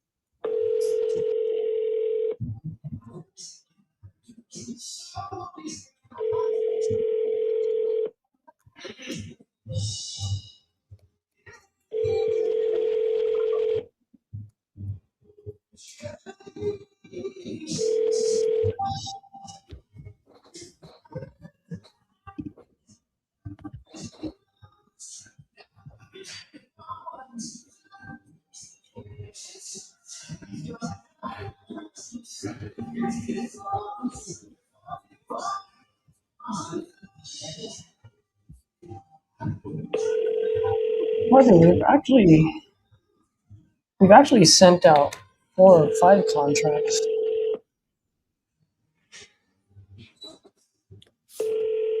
We did. How many contracts have you sent so far with Panda? I've sent out 3. Well, this one, I'm not sure if I sent out. I think just one that I've sent. Was that lady in Florida? Was that one Panda? Oh, I have no idea. Because if it was, then it's probably that one.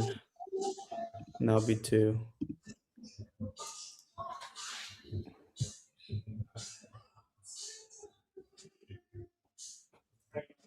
Who was the lady I was talking to the other day?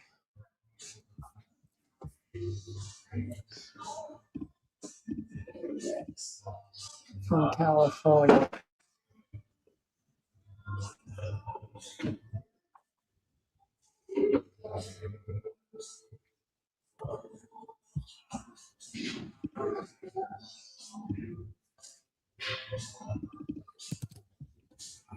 No, it wasn't Claire.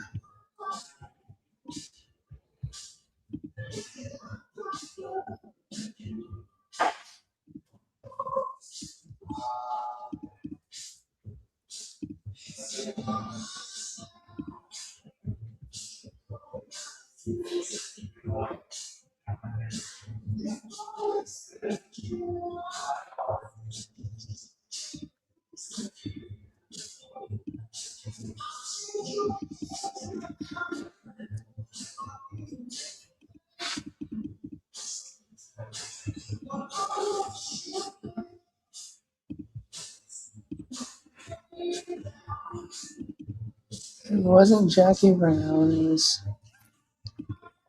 What was her name?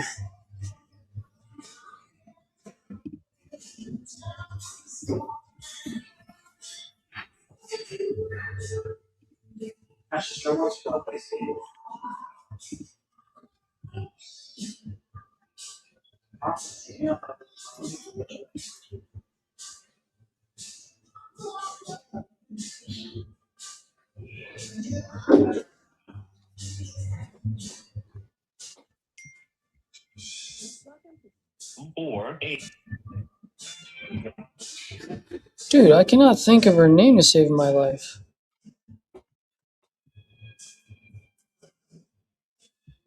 Oh, Teresa. Oh, Teresa was not a red panda. That's why. Teresa was a old.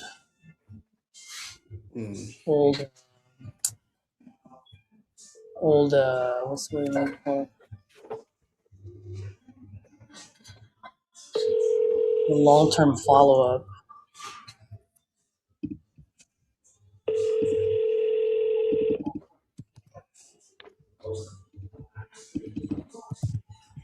Can I get to the phone right now? Please leave a message. Sir.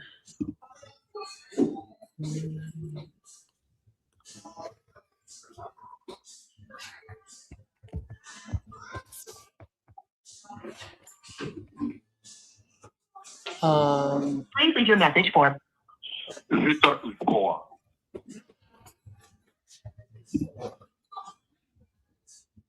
Edward, another lead just came in. Feel free to get that one.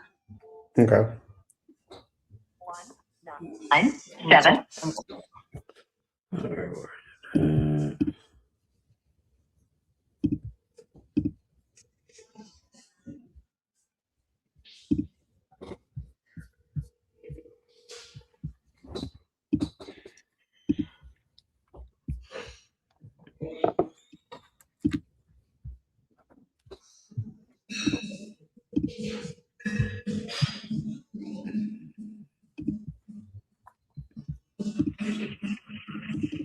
Hello, please do not leave any complaints. Where is it? Hey, Teresa. Good morning. Caesar here. Give me a call when you get this. You got my number. Bye.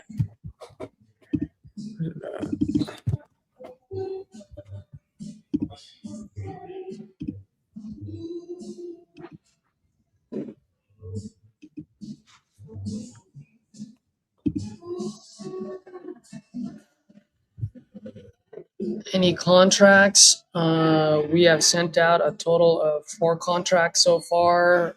One signed. Did yours sign too, Edward? Or No, not yet. Yeah, okay. Yep. One signed so far.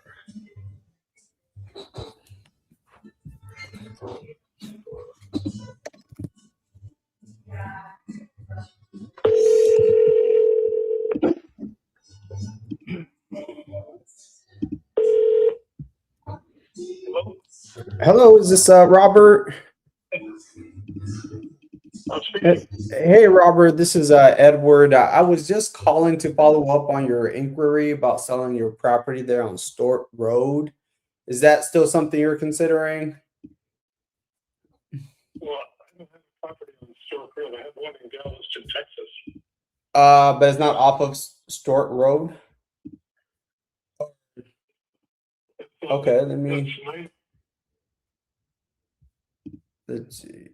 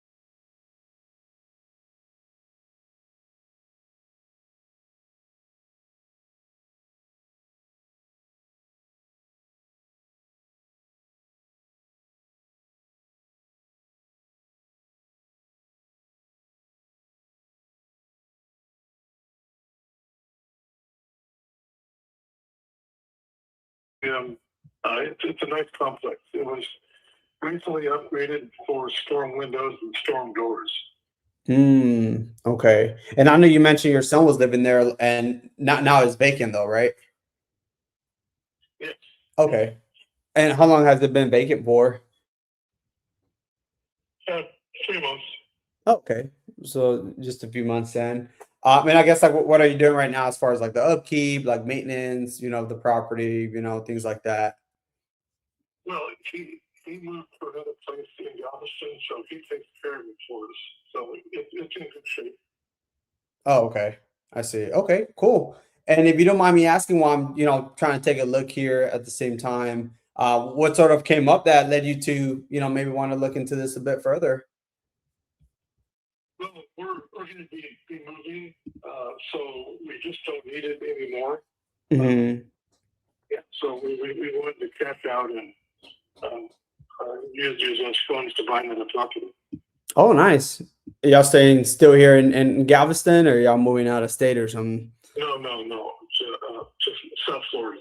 Oh, wow. Okay. Wow, that's still that's a big change, huh? Yep. Awesome. All right. Well, let's see what I could do here. At the end of the day, I definitely want to help as much as I can. That being said, to be upfront, we are investors, so I mean, we do have to kind of look at it where it does make sense from like an investment standpoint.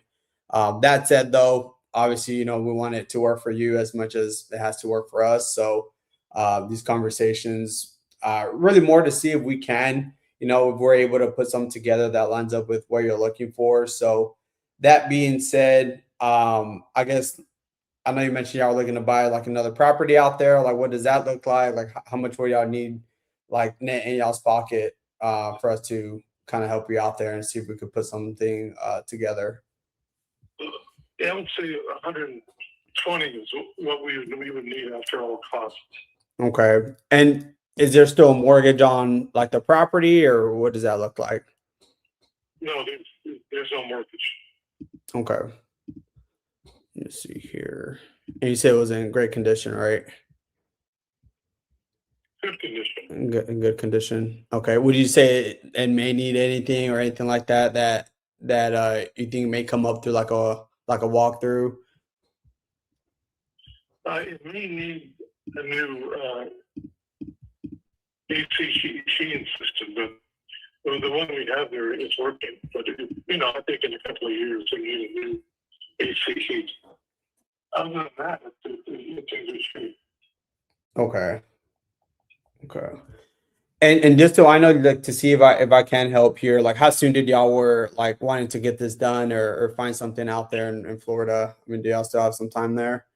Well, yeah, actually, we're not in a real hurry, so just take your time and give us a fair offer. Okay. Yeah, and that's exactly what I'm trying to do. I just didn't know like your time frame there. That way I could put something here. Okay. And bear with me. Like I said, I'm trying to take a look here and see what I could do. I would say just with a quick glance of what I'm looking at here, I would say my only concern just where the market is just a little bit slow. Now if let's say offers came a little bit lower, but we're still able to kind of come in, make it a simple process here for you and be able to help you out secure that next property with, let's say, around like 110, 115. And do you feel like that would help at least secure that next property out in Florida based on what y'all were looking for? Yeah, that would help. Okay. Now, if I could line that up, would y'all be okay with like a 60 to maybe 90-day closing? Would that give y'all plenty of time there? Well, I think soon if we're going to sell it to you, let's just close quickly. No need to drag it out. Right. And the only reason I'm saying that because I know y'all were looking to get obviously the most amount as possible here. And if you're wanting like a 30-day closing, I would have to come in a little bit lower. But like I said, that's what I was trying to figure out as far as the time frame there, to see what I could put together. And since you said like, I mean, you're not really in a rush there, I could potentially get you a little bit more money if you're flexible on the time frame there of a 60 to 90 day. That's why I was mentioning that. I mean, would that work if I could line that up within that time frame? Yeah, if it's closer to 60, that would work. Okay. Because it sounds like, because like I said, I definitely want to help as much as I can. It sounds like the most important thing is obviously securing that next property in Florida, right? Yeah, but we're not in a rush to buy another property. So 60-day closing is okay. Okay. Well, yeah, because in that case, I could get you a little bit more. And what I can suggest, and this is what we've done, in the past, and this is where it's like permission for us to like market and list the home, right? We can bring in a few qualified and retail buyers to just get us offers within those 30 days. And then when the sale goes through, I mean, you receive that exact amount that we agree upon, which is the 115. So, I mean, obviously we'll take care of all the closing costs, commissions, any, let's say, repairs that may come up through an inspection will be covered by us. Now obviously we can't do it for free, but we would just bake that fee there for us. So like the difference between like the list price and what you receive will be basically, our profit as like an investor. So it's still a cash offer to you though. We would just facilitate the process there, netting you, more money in your pocket. Does that make sense? Yeah, what happens if you don't get qualified buyers? If we So that's why we do that within the 30 days, right? We would want to make sure we market this aggressively.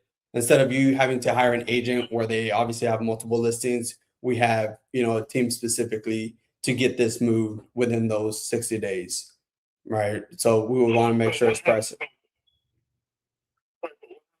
you don't, and we're at the 60 days.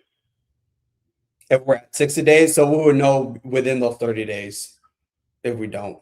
So there will be plenty of time there if we need to readjust. Well, what happens if you don't have what happens if you don't get a qualified buyer as soon as 30 days? Mm-hmm. Does it still close out that chance that we agreed upon? Yeah, at that point, like if it doesn't close within the 60 days, I mean, like I said, we would know before then, and that's where we would have a conversation with you and see how you want to readjust there. But we would have to get at least, a qualified buyer to be able to close within those 60 days, which is why we asked within 30 days, we'll have, offers so that way we can move forward. But at the end of the day, like any transaction, even when we did a cash sale, there's still a little bit of a risk there, like whether we move forward or not. But in this case, we obviously get you the most amount as possible within that time frame. I'm looking for a cash sale without any contingencies. Okay. Well, I could definitely do that. It would just be where, I mean, the offer would be just a lot lower than the 115 is all. And that's why I was just asking some of these questions to get a better understanding of kind of what you're looking for. That way I could get you the most amount within that time frame you're looking for. That way I could put something together that at least lines up with what you're trying to accomplish. So if you're looking for more something quicker, like a cash offer and just be done within, let's say 30 days, I would have to be a lot lower, probably have to be below 100. If that's something that you would be. Yeah, well, possibly, but I'm looking for a cash offer because I don't want you to market it and try to sell it and no, I'm looking for a cash offer. Okay. So okay. And you said the property was in pretty decent shape, doesn't need everything. It was pretty good condition based on what you told me there. So if you just wanted a straight cash offer there, I would probably have to be, let's see.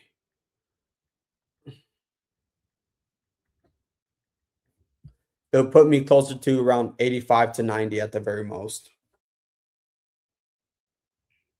That's a cash offer, and that's within 30 days. And you would pay all the closing costs, like outstanding taxes, outstanding special assessments. When you say outstanding tax, I mean, we cover anything that has to do with closing. When you say outstanding taxes, I mean, what does that look like?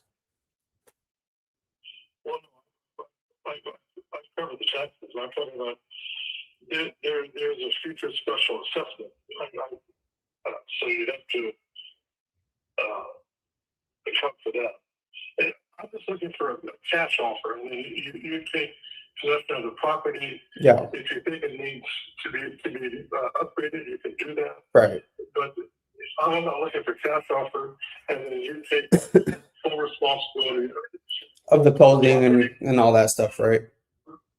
to their closing costs, and then you decide what to do with it later.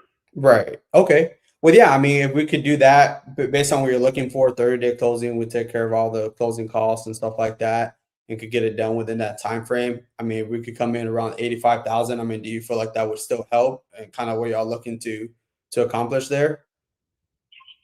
Yeah, that might, we might consider that. Let's put it together. Okay. So what I could do here, because like the way our process works, that way you also have an idea. Obviously, if it's something that you do want to move forward with us on, I can draft up an agreement, right, for the 85,000. And then once we, review it, once it's complete, we would still want to coordinate with you just to do, a walkthrough, just verify the condition, like based on what we discussed today. And if everything checks out, then we're gonna go move forward, open title, start that process. Does that make sense? Yeah. Okay. So what I'll do here then, I see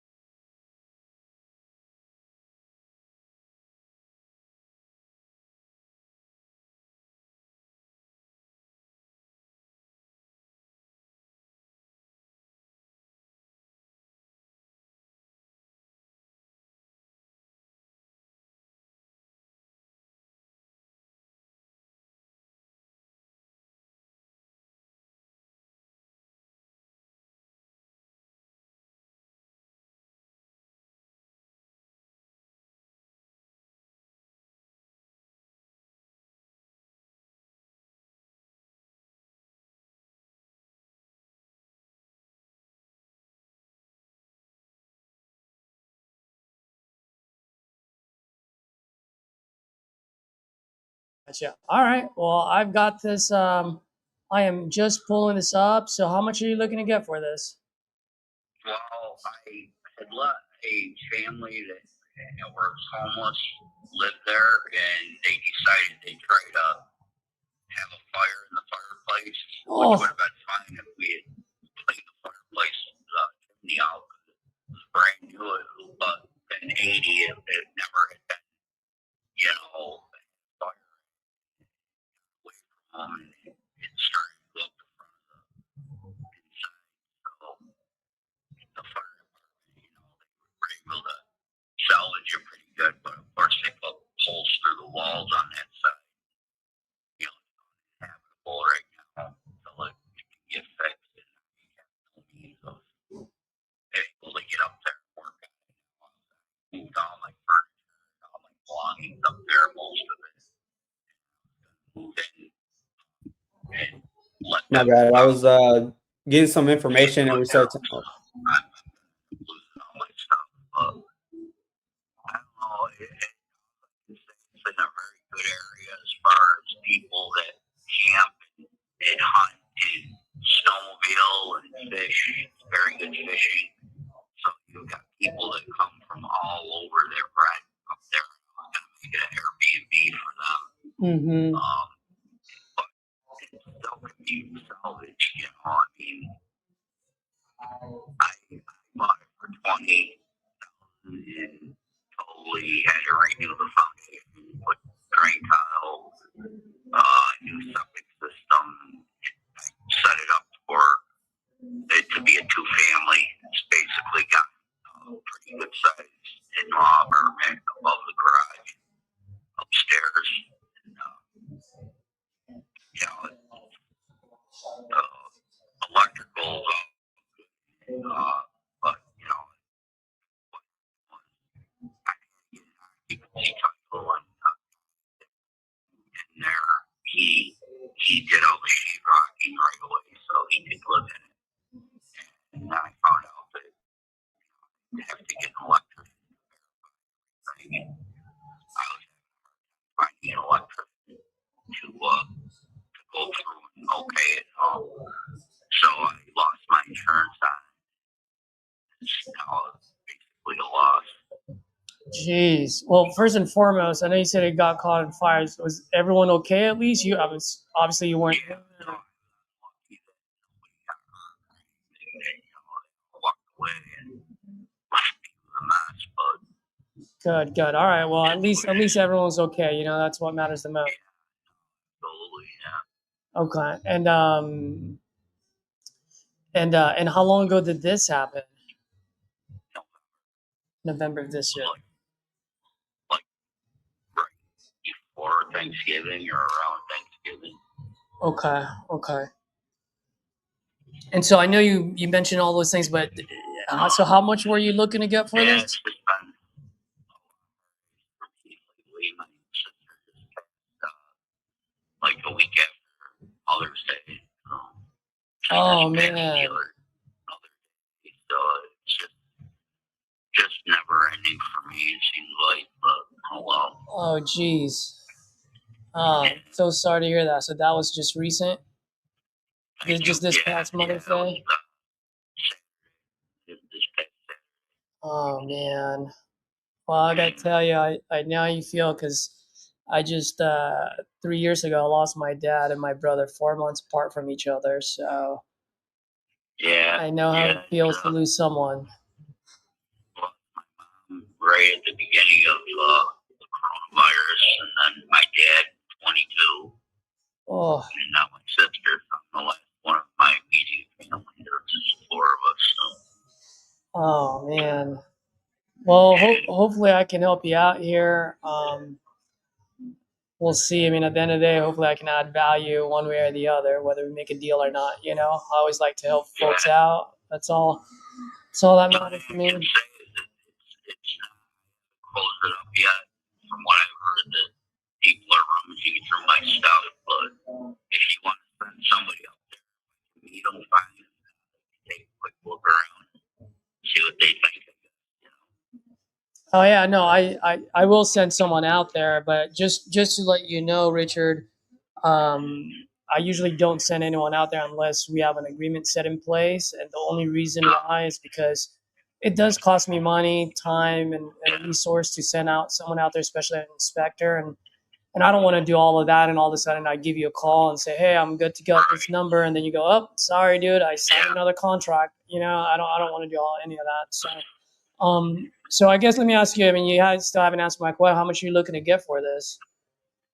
Well, like I said, I paid 20 for it when I first bought it in 2015, and I had put a whole new cinder block foundation, drain tile, septic system, um, wiring hookup.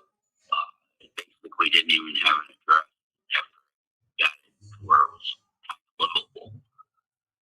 So I probably got about another 35,000 into it, but I guess order about 25 to 30,000 maybe. Okay. And are you? I'm assuming you said you're not living there, so this has been vacant since it caught on fire. I can't. It's inhabitable right now until it gets repaired. And living here with me that broke both my pickup trucks. I'm down on my motorcycle Uh-huh. till I can afford to fix them. So Yeah. I mean, it's just there's no way I can get up there to work on it. And I'm on disability anyway, but Yeah. Well, I was actually going to ask you if you don't mind, because I mean, just to let you know, as far as I'm concerned, I generally do want to put as much money as I absolutely can in anyone's pocket whenever I'm talking to someone.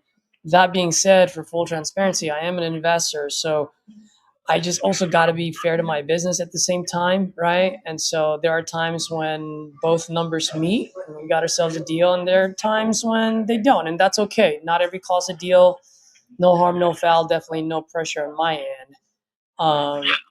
My only concern is with the house being burnt down. There's a lot of work that needs to be done still. yeah, I, just had damage done. well, I mean, yeah, that's what I meant. I apologize. What I meant is that there's some fire damage there. So let me ask you. I mean, how much can I resell this for after I fix it? It's surrounded by, I bought it, and it's surrounded by farms and other houses that are upwards of 100,000 or better. And the lady I bought it from, her husband died, so she was trying to downsize all her, property. It had 78 acres with the house, and I didn't want that much acreage because of the taxes. If you look the house up, it's only listed at 900 square feet, but it's well over 2,000 square feet. It's a good sized farmhouse. It's set up as a two-family.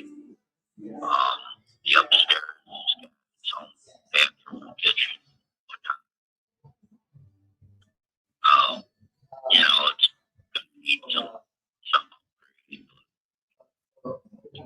Once this all repaired, I'll probably get over 100,000 for it.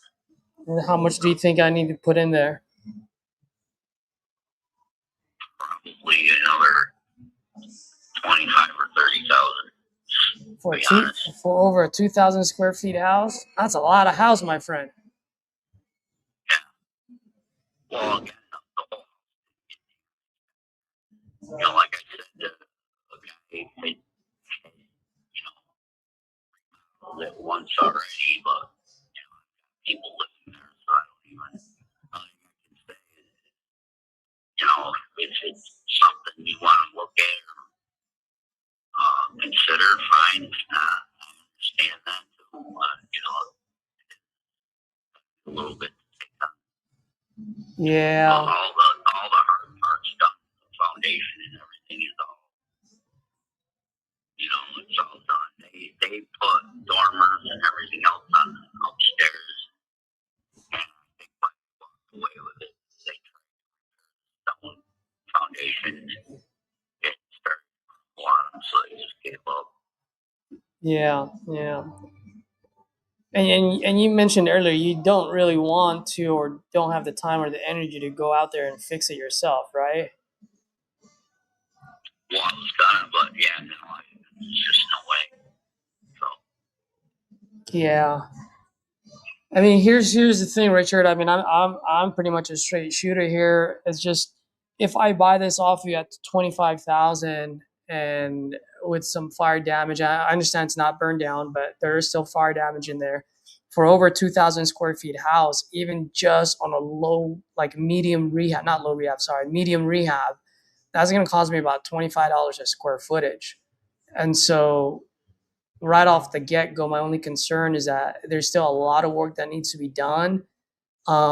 And if I buy this off you for 25 after all the repairs and all my business expenses, which I'm not going to bore you with them, at the end of the day, that number, if I buy this off you at 25,000, my all in would be like 103,000 just to be able to resell it for maybe 110.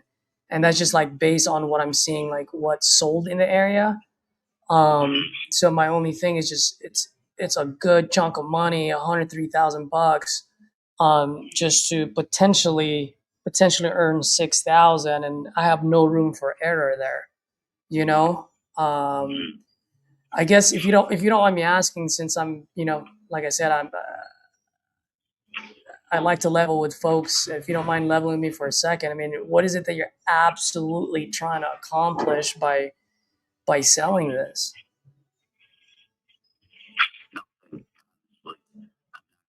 push jack shit. I hold some back taxes on it, and I'm gonna walk away with nothing. So Yeah, how I'm much? on disability, so if you know, one way or another, when you get stuck in my credit score right now is like 540 because of all the bullshit. Gee, So me if I don't sell it, you know, oh well. yeah. How much back taxes do you owe on this? 8,000.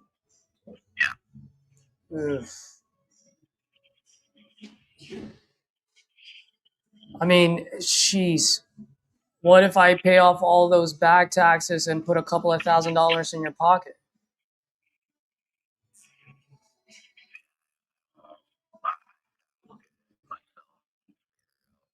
Like my belongings are stuck in the basement there.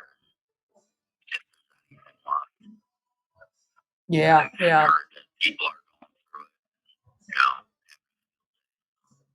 you know. yeah. Well, I mean, I'd love to help you out here. It's just if I buy it at that price point that you're talking about, I would literally I would be, now my money will be on fire if I buy it at that price point because any mistake that I make or if that rehab cost jumps up, I would be upside down on it. And I know you bought this at 20, but when you bought it, it wasn't, didn't have fire damage either. It's just right now, you know, was it? I don't know if you've ever done a foundation, but it's putting you got to tear out all the old rock. Yeah, no, I have. You know, the hard part already. I mean, even if you tore the whole house down and put a whole new one up,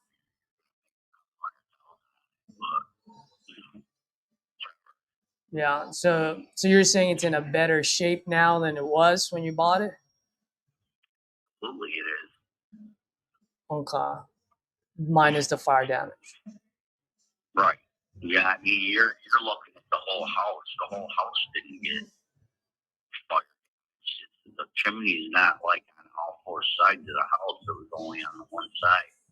It was just only on the one side. All right. Yeah, that's where all most of the damage is. They did a good job saving it to where if they didn't put holes, small holes through the side of the house, there was really not much damage.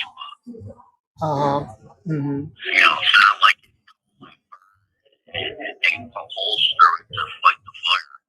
And you're only talking maybe a couple feet on each side.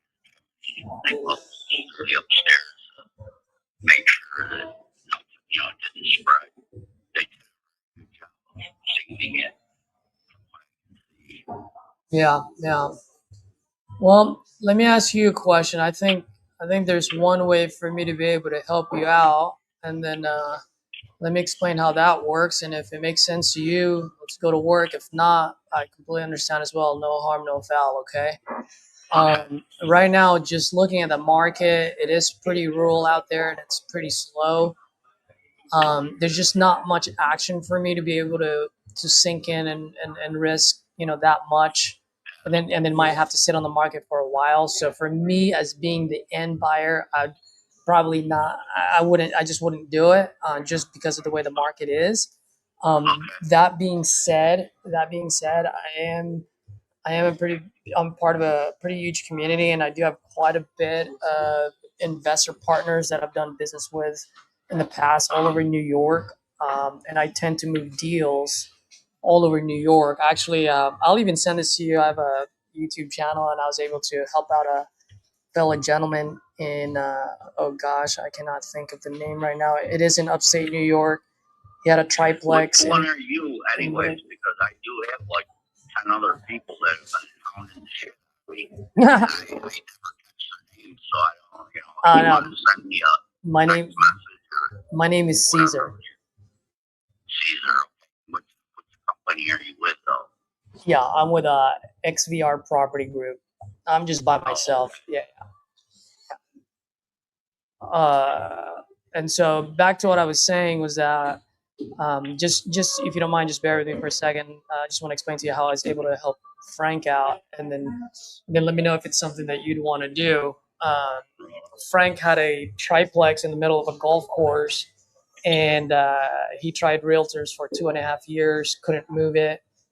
And I talked to him kind of like the way we're talking right now. And by the time he talked to me, he already fixed the damn triplex. There's nothing for me to fix.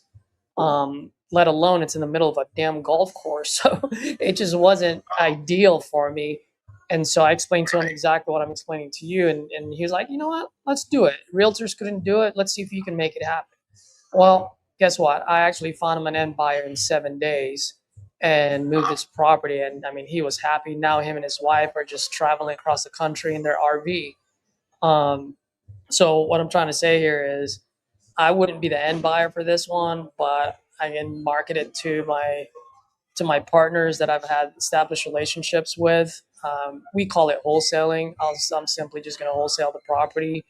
How I get paid on the back end. Either they make me as a partner so that when they uh, when they do sell the property, I get a percentage of it, or they'll pay me like a referral fee, which in our industry we call it an assignment fee, right? That being said, it doesn't really affect your price point in any way, shape, or form. We do get people out there take a look at it. You don't have to take any more of these phone calls from all these wahoos who graduated from YouTube University. I will get real buyers out there take a look at it, and I tend to move pretty quick, man. And the way I look at it is, if I can't find you a local investor in 14 days, I ain't gonna find one in the 15th day. So I really just look for 2 weeks, see what I can do. That being said, just looking at the market, and a lot of my partners are very similar way of thinking as I do. The only difference, they have their own crew, so they can pay a little bit more. But just looking at the market, this will probably land, you know, anywhere between 10 and maybe, if we get lucky, that 20 to $25,000 mark. But at the end of the day, I want to make sure that we're able to clear out your 8,000, so you don't have back taxes, and then you can put some money in your pocket at the same time. Yeah, you want to do that. You kind of deal with whoever you get interested, do something like that. I'm not going to sign up. No, I got people that are willing to look at it for me something. So, Yeah, and I completely understand that. It's just the only thing is, and this is what I told Frank too, is if I don't have an agreement with you, and let's say I do find an end buyer by the end of this week, I give you a call and I go, hey, we're ready to go at that 25 that you're asking for. And then there's a chance that by the time I pick up the phone and call you, you go, sorry, Caesar, I already signed another contract. Well, I'm not gonna work for free either. I'm not gonna pick up the phone, call these people, market, do my work, spend my time and energy on it, just just for someone else to take the deal away from me. So if you want to try other people out, you can go right ahead and then give me a try later. It's just by the time you give me a try later, then I already know that no one's buying it. So that means that leverage point is on my side of the table now. Okay, that's fine. You know what I mean? It's like if and by the way, it's just like I said, I just go based on data points. If sellers come back to me after knowing that they went to go talk to other people, then You know, I real estate, so I know the game. I get it. yeah. I'm not gonna limit myself though. When you see the situation, there's no fucking way I'm gonna fight shit with anybody. I need to get the most I can out of it. That's just bottom line. Oh, I understand. With you, I told you what I got to do. I'm gonna sell it for $3,000. No way. Okay. You put a road frontage. Businesses on that road, so with a probably put a business on it, it's got a huge lot. So it's got potential. I know it's got potential.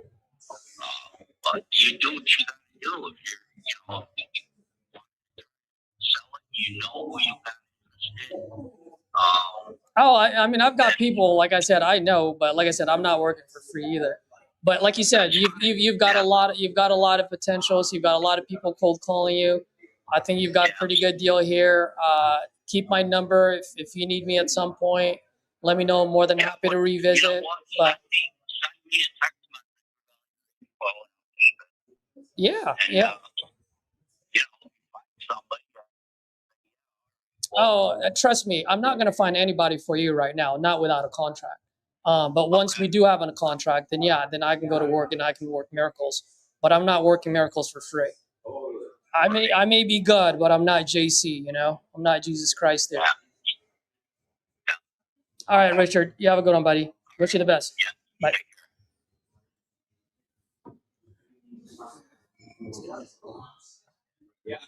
It's hard.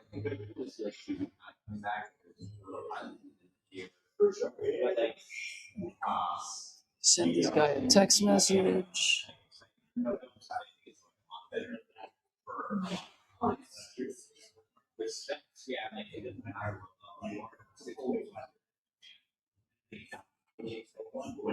Where is that video?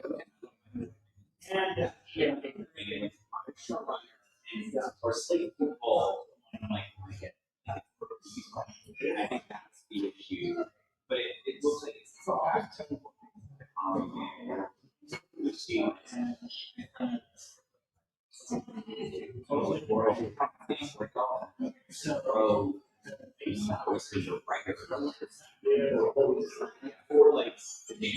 Edward, are you on the phone?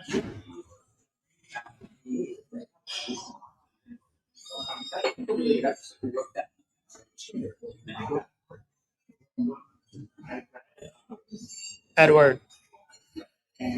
Darn it. Yeah.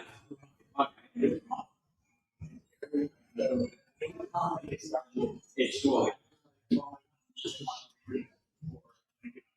Yeah. I know. There's in the feature version, yes. So like we just TV version. We have TV and really, we had TV version. We had the clear show running it. We made it more directing it. ChatGPT. Everyone was like,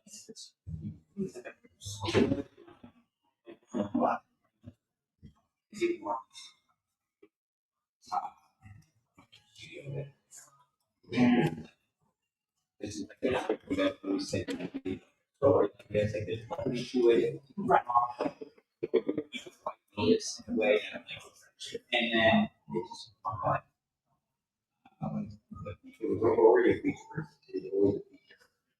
and then after year yes. Traffic was like,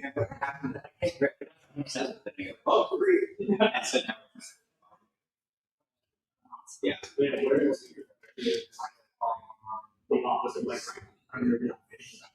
It just as soon as we sent it, every single network.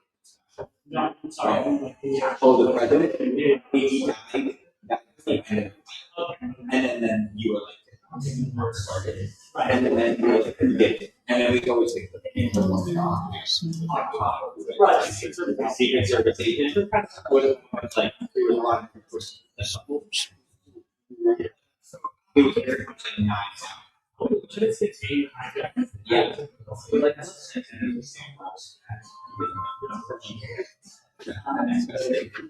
Like, yeah. Yeah.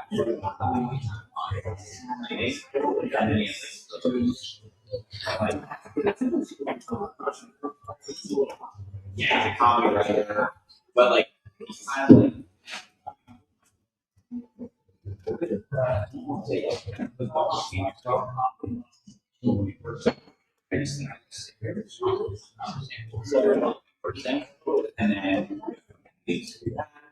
And then it was just like, wow, we actually did it.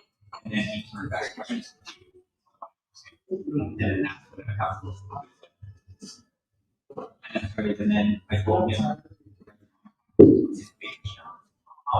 and then I'm like, we should write something together. And then I put the thing in, which is really cool. And we stuff like that. Yeah.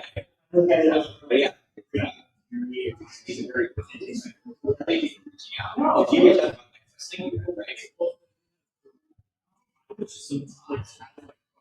yeah. Cool.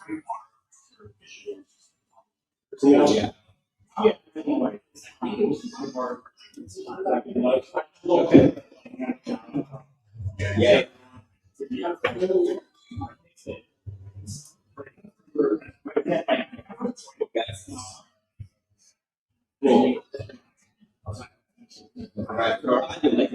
Yeah. Yes. Yeah, absolutely. Yeah.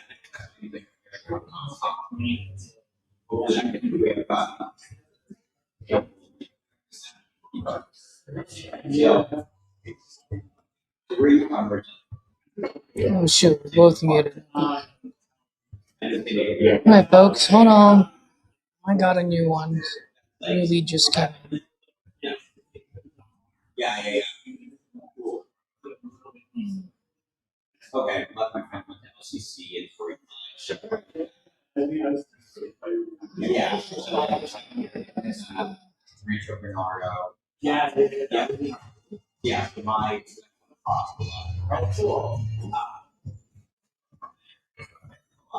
yeah, it should be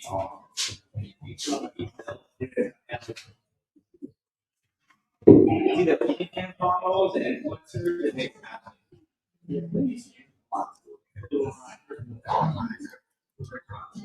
and it's also when I was really the firehouse was like the local, I was like, I'm like, but now it's like families running out. So it's cool, but it's like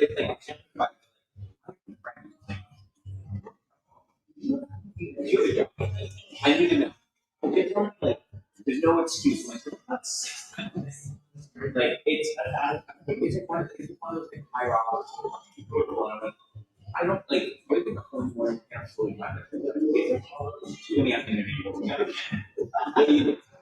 So it makes absolutely no sense. But yeah. Oh man, some of these are just super fucking rural. I would love, yeah.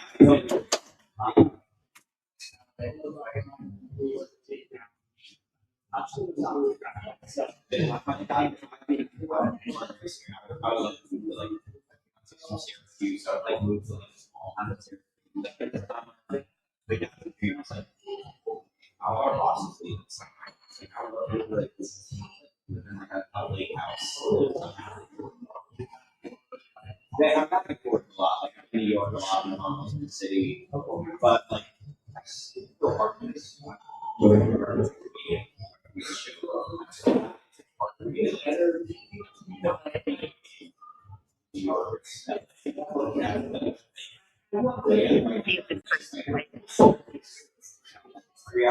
But we go for like 4th of July. My goal would be yeah. I've also more like me. Caesar. Please stay on the line. So, I guess what we are. And then,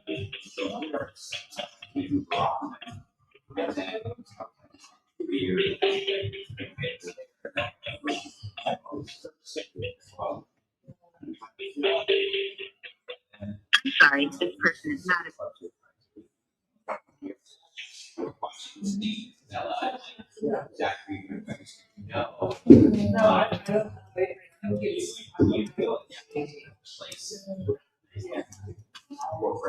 he was like, and then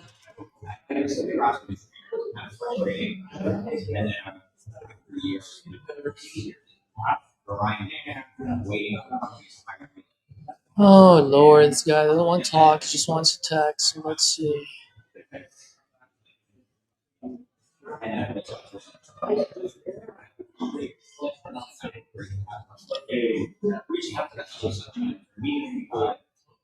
Oh, this guy's a wholesaler.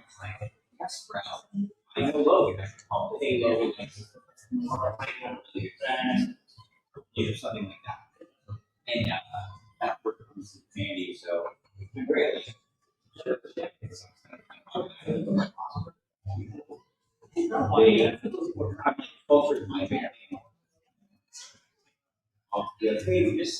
This movie where they or like Is Edward still on the phone? What's going on, bro? We're getting more leads.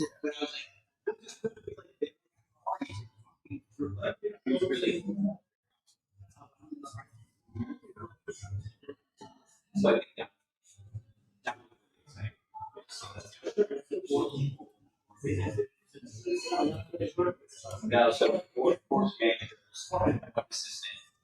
One of my bosses, like, Alright, Edward, I'm taking it since you're still on the phone. no, they're like,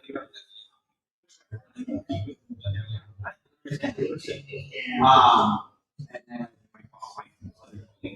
and probably Kirby and Nick Phillips and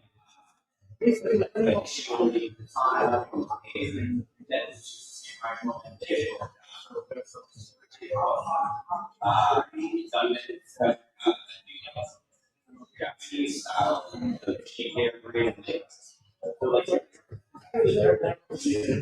more than common space, but like late metrics and your best friend, you say all from that country, personal field or like development deal with BBC. Well, I think still like right. They about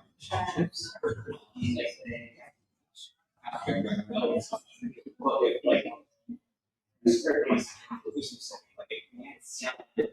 I'm just trying to send his shitty movie to like my friend. So you know,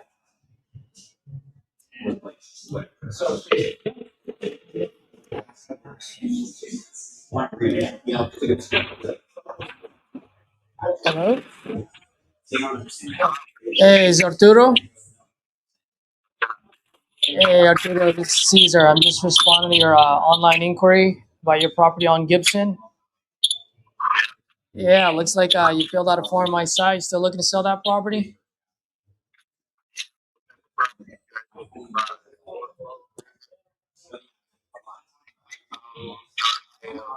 What was that? It's hard to hear you, man.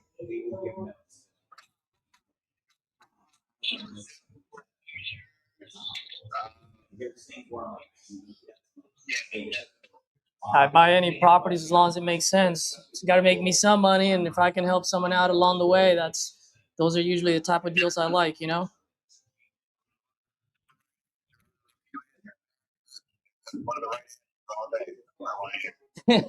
My man. So how much are you looking to get for this?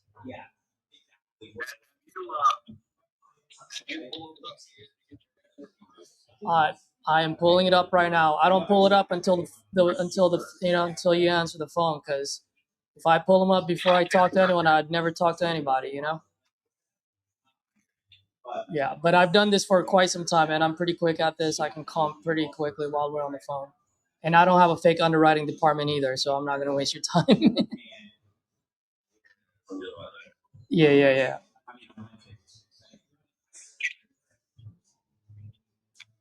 Yeah, so back to what I was asking, how much are you looking to get for this?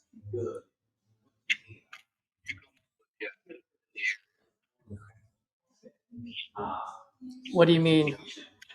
I don't know anything about your property. I mean, I can see what I can see online, but Zillow never slept in your bedroom. You know what I mean? Like,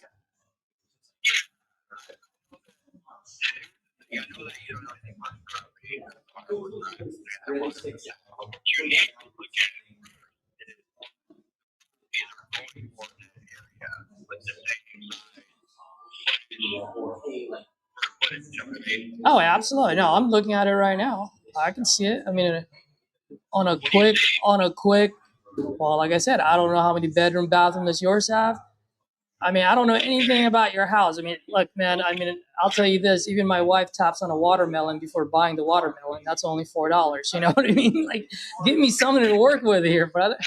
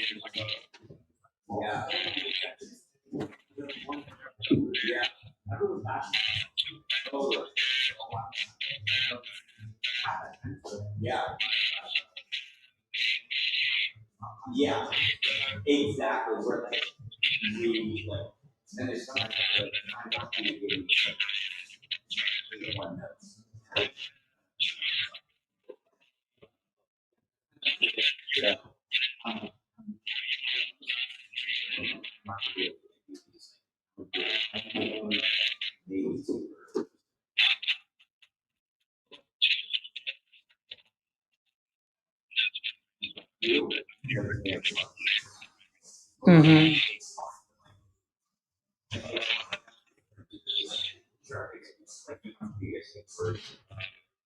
So it's not.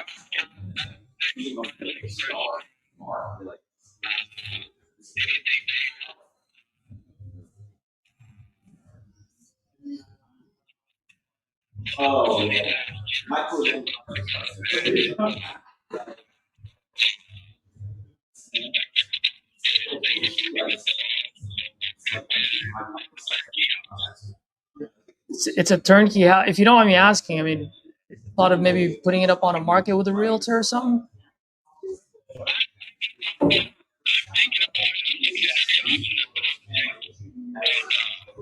Okay.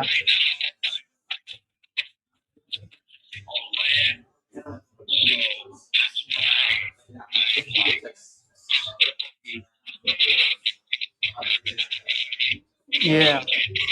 Yeah. Where's your land at? Is it somewhere in Michigan as well, or nice? How- is that on market or off market land?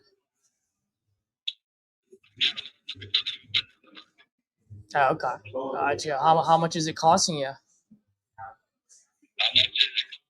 The land, yeah. Uh oh, Arturo, you there?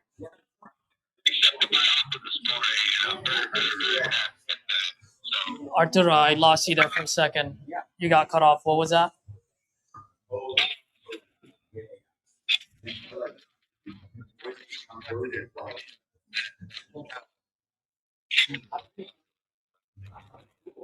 Nice. Okay. Good. All right. Well, did you say you still owe money on this, or did you say you own it outright?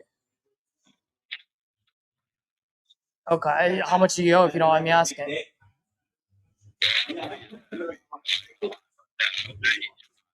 About 92. Okay. So you definitely need some money on top of that 92. How much are you needing for that new land?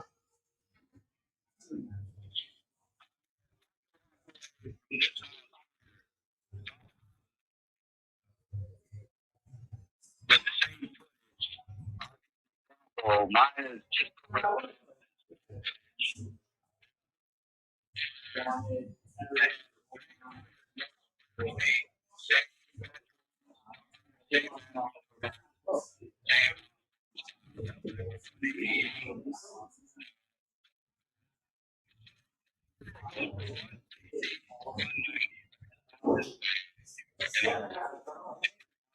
Mm-hmm.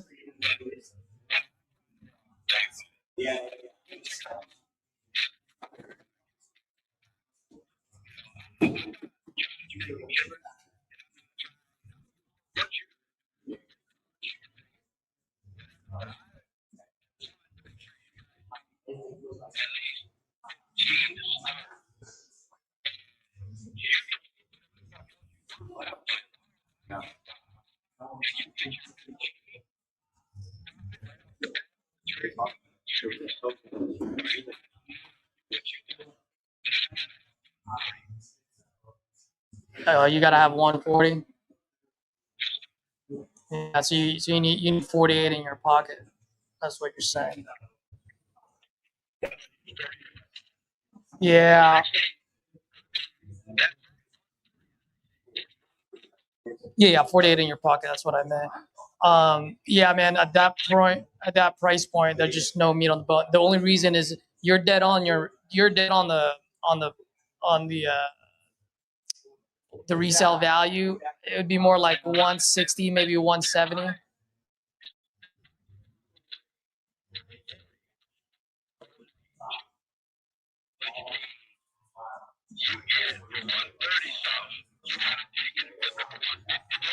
No. But and I understand why you're saying I'm walking away with 30, but I'm not actually. If I buy it at 140 for you and I can only sell it for 170, I'm already upside down before I write the check. Because yeah, I'll explain it to you real quick. So let's say I don't do anything at all, right? Because you said it's turnkey. So if it's turnkey, I don't do anything at all. When I buy the property off you, I pay the closing costs now. When I sell it, I pay for the closing costs again, and at that point, I will pay realtor fees. On top of that, I have holding costs, so anywhere from taxes, insurance, utilities, cost of capital. If I get a hard money loan on this or a private money loan, whatever it is, I still have business expenses. And if I buy it off you at 140, my all-in number is 172. It just jumps up to that much, and that's just the numbers. Um,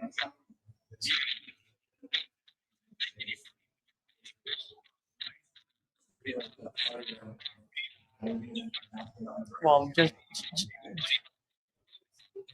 just like what you said when you bought your land. I mean, I got to get it at the right price point, right? So on something like this, I would probably need it like on the very top end. I would need it like 110 because my 110 jumps up to 145. So I'll be making 25,000 bucks. And that's pretty much it. And for me to release $145,000 right now, that's 145,000 of my babies. I need some of those babies to come back with more babies.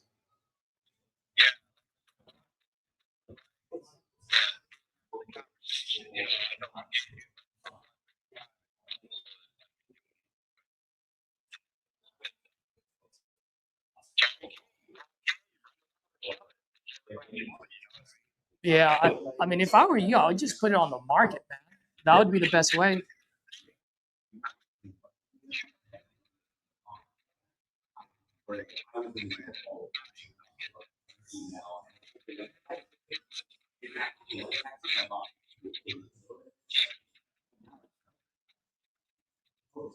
Yeah.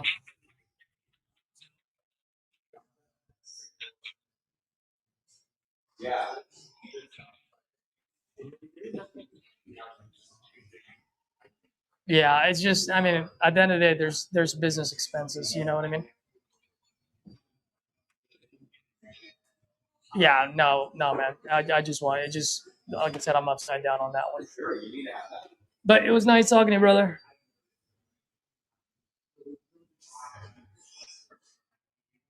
All right, let's go. I'm gonna make a note on this one. So he owes 92. I can sell this for 150.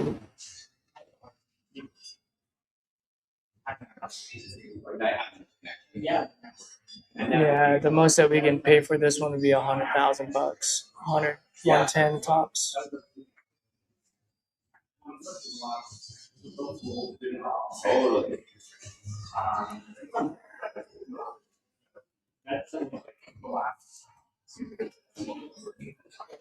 Yep.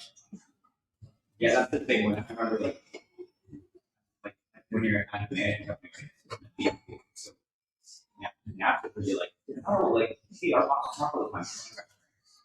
Like, I remember having like a set. But yeah, like, I was and now I do that more like I'm always like you're like, oh, yeah, they can be my client. I love like but it's there's so many people can't do it. So like yeah. And then like someone at WB and like that person knows someone else in that department.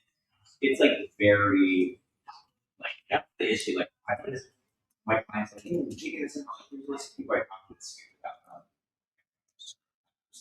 about like it's like that's the issue or like, hey, I need to call someone like don't know the new person at lawyer saying and I can introduce myself. It's like do the whole thing again. Because I hate those things like I love staffing or like, hey, like we don't know each other yet, but I think this script out. Would love to send this in all script. But I usually meet with the first. Yeah. For wholesale, I need this at 100 to 110K.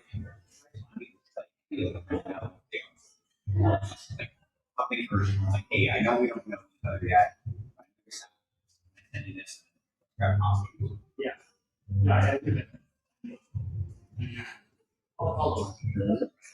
I think Edward's still on the same call. Coffee shop is getting a little bit busier now, guys, and we've been on for about 2 hours and 40 minutes. Looks like Edward got let me double check before I put my foot in the mouth. I believe he sent out 2 contracts, and one of them got signed. Just double check.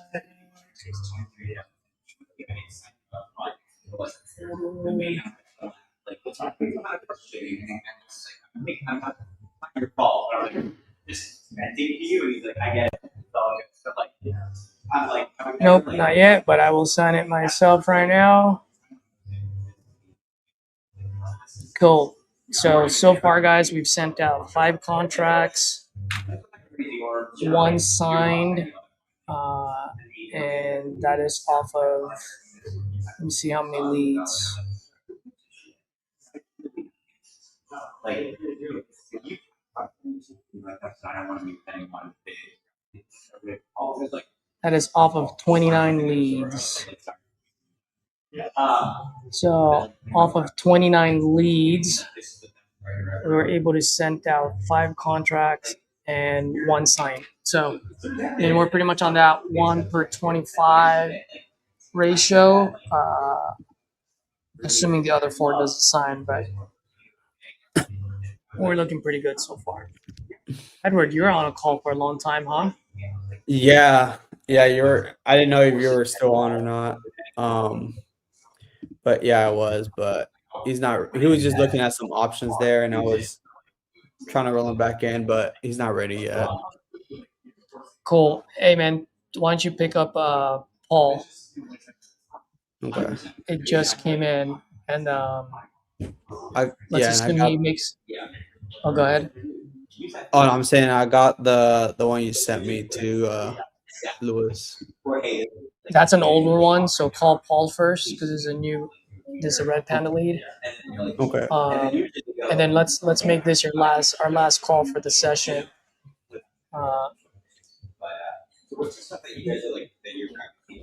Because I do need to look into our dispo pipeline and see what we can move this week. Okay. And the coffee shop's getting busy. It's a pretty busy Monday today.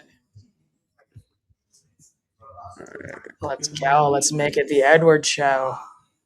I know, Like right? last It one. was like that in the beginning, bro. What's up? I was like, no, it was like that in the beginning, and it was like a long ass call.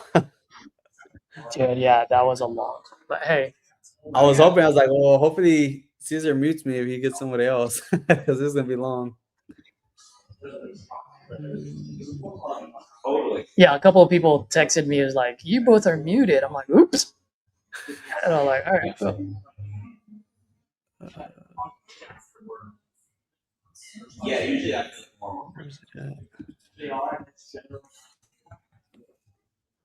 yeah.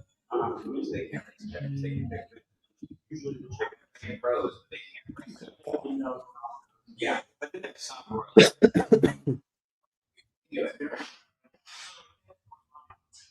Yeah. Totally.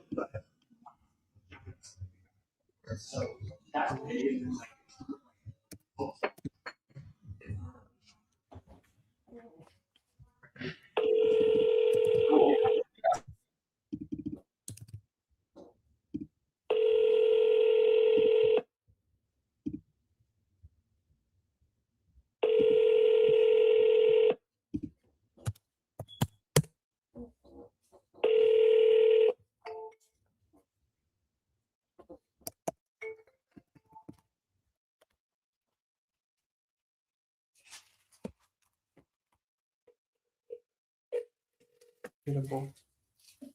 Mm-hmm. Hello. Hello, is this Paul? Yeah. Hey, Paul, this is Edward. I was just calling to follow up on your inquiry about selling your property there on 9th Avenue. Is that still something you're considering? Sure. Okay, perfect. How much are you looking to give for it? I had it listed at 337. Okay. What happened there? Why didn't it move? I had a couple of things I needed to do to it, Oh, okay. but that's taken care of. So it'll be back on the market shortly. Oh, cool. And I guess if you don't mind me asking, like, what was it about the site that made you want to look into this a bit further? I just want to move the house, and the real estate market has slowed down. Yeah, it is a little bit slow now. Yeah, I'm here there. Okay. Well, while I try to pull it up here, I mean, can you tell me a little bit about it? What's going on with it?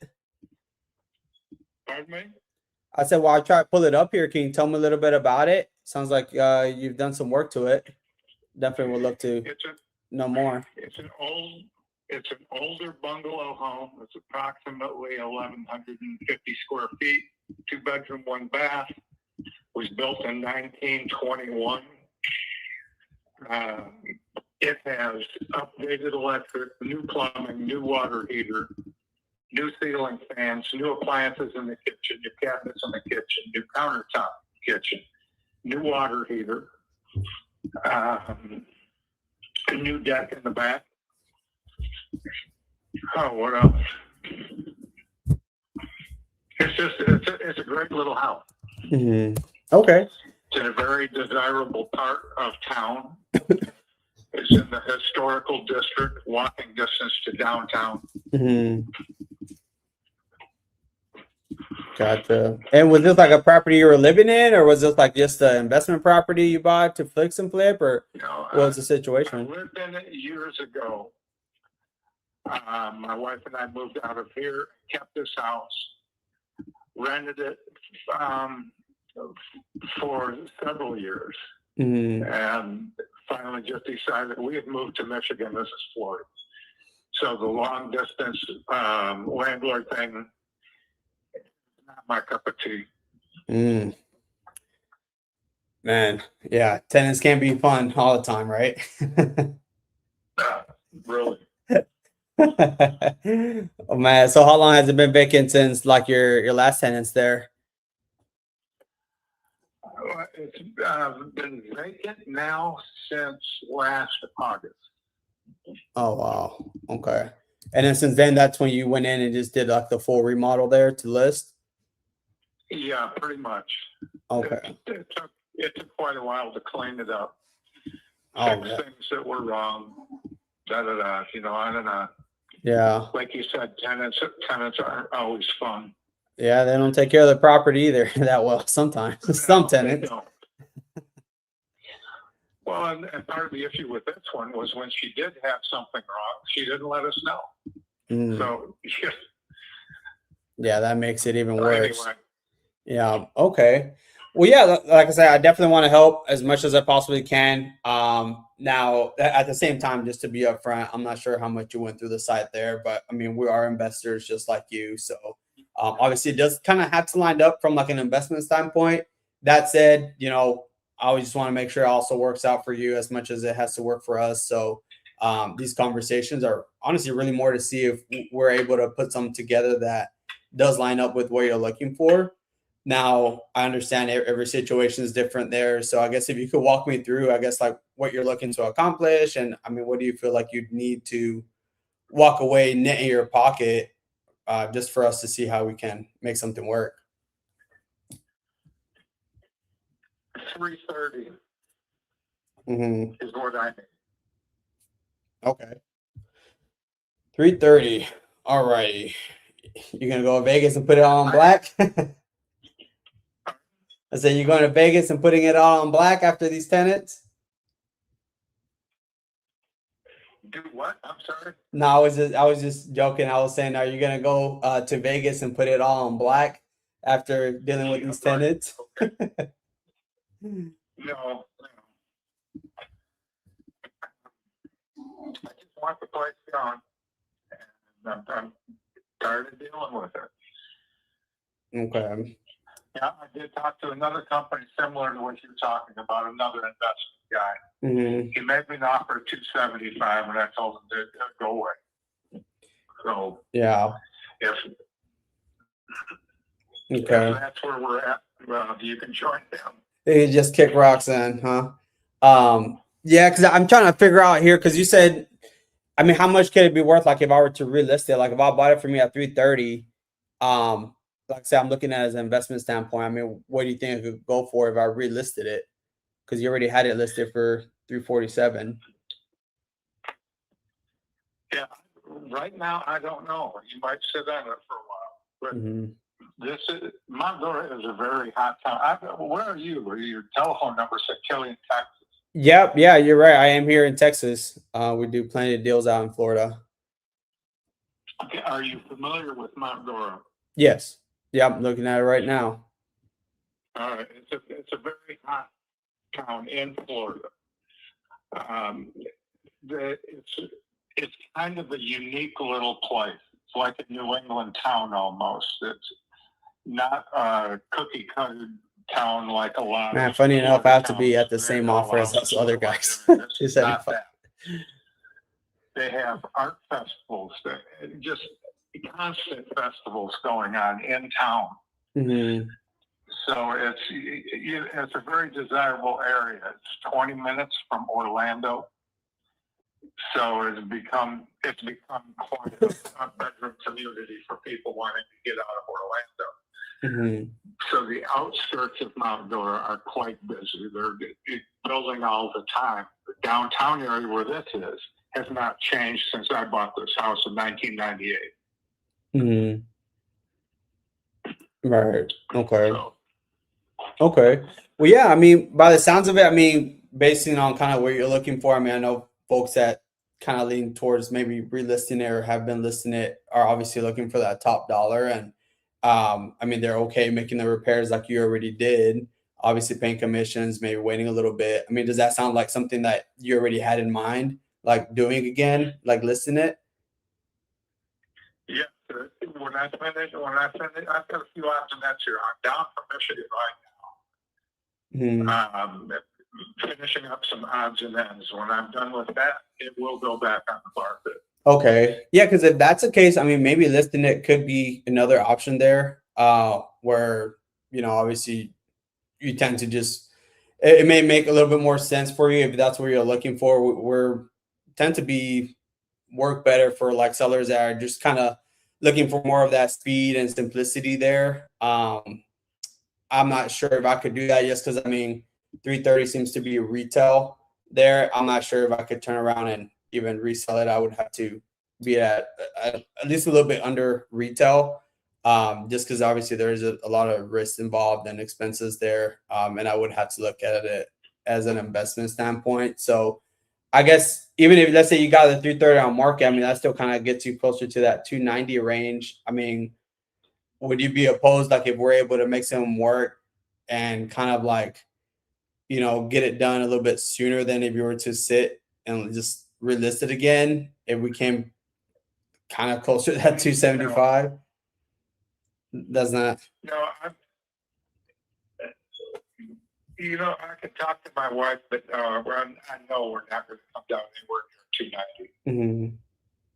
Okay, and I guess like that 330, because even if you list it at 330 after all commissions and stuff, I mean, it still kind of brings it closer to that higher 200s, right? The higher end there after all closing costs and commissions.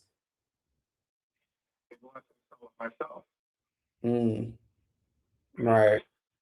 And Okay. I've got a sign in the front yard right now, and I've had quite a few people stopping and asking about it, looking at it. A couple people interested.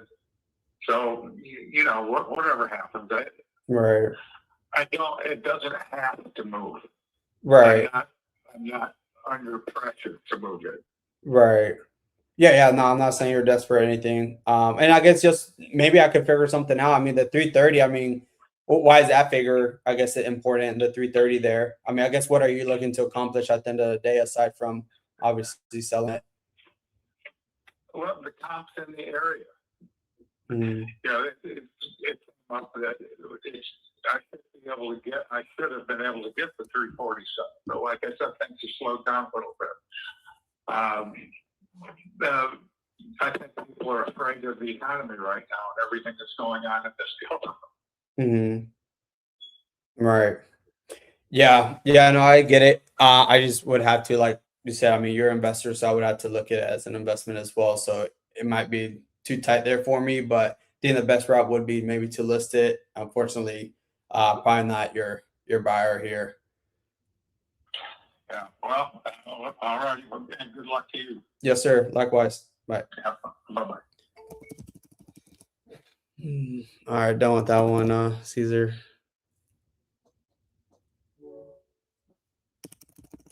Was that the last one? Yeah. Cool. That was the most. Paul? No, that wasn't Paul. Was it Paul? That was Paul. Wait.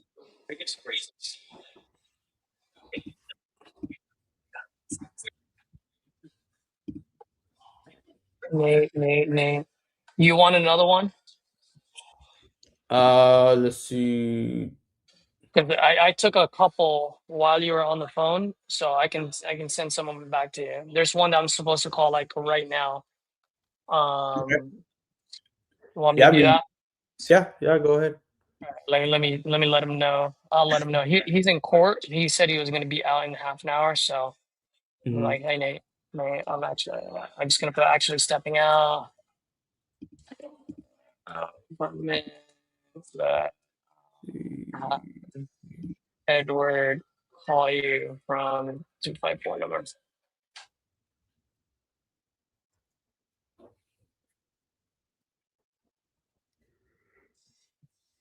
All right, so I just teed it up for you. His name is Okay, Nate. perfect. So I think we should have enough. We should be even on the amount of leads. Okay. By the way, I tagged all of these with it says Red Panda with Ed. So Okay. Yeah, I did. no I matter just so no matter when they go through the finish line, cool. get paid on these done. Nice. We went Do over, not over. We got a total of 29 leads. We got one more in the chamber. We'll see that one further later. Nice. Let's call this guy. Let's see.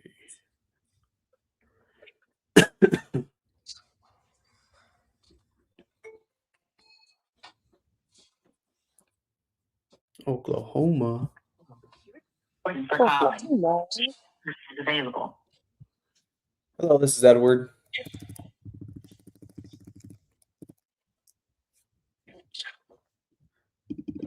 Thanks, Edward. Please stay on the line.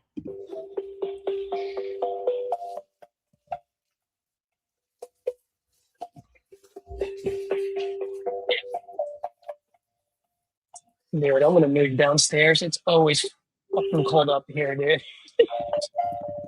I'm freaking just shivering. I'm sorry, this person is not available. If you would like to leave an additional message, please reply after the tone. Try one more time. Yeah, he's probably in court still. Oh. I'll just let him know. Just let him know to give you a call when he's out. Yeah, just say, hey, Caesar said you might still be in court. Just give me a call whenever you're out. Okay. Text him right now.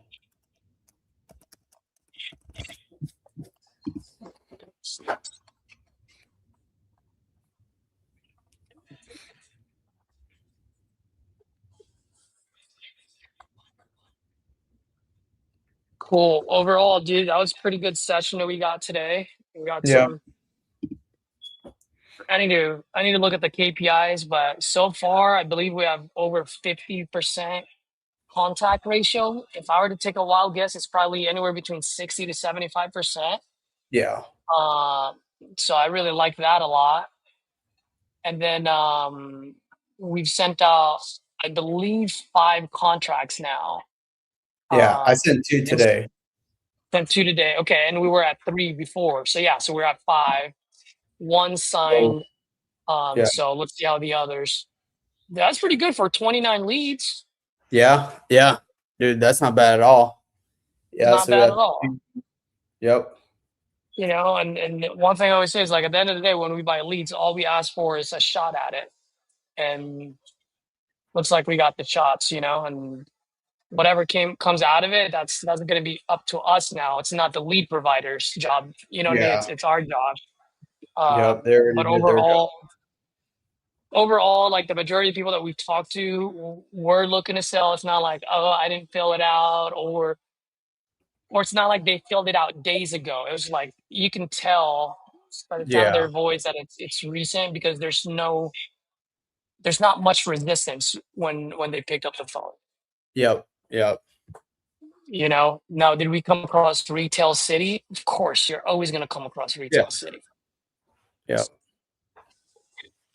So overall, it's good for the folks that are watching. If you guys have any questions, drop it on the chat right now before we hop off. If you guys got any key ideas from Edward today or myself, drop it in the comments. Really appreciate it. Goals for any new wholesalers to be able to come across the channel, read the comments, and to spot a key idea that they can use to lock up their first deal. Other than that, I'd really appreciate it if you can just smash that like button. It really does help out. So yeah, tomorrow again we'll go for day 29, baby. We're gonna be going back to calling leads we have in our pipeline. We'll probably buy some speed to lead. We just wanted to go through. We loaded up a total of $1,500 pretty much in the red panda. So that got us 29 leads. Now back to all the other lead sources. Mhm. Cool. All right, folks. Catch you folks tomorrow. Edward, got any last minute? You're like, I no, got nothing. We'll be on tomorrow. let's go, baby.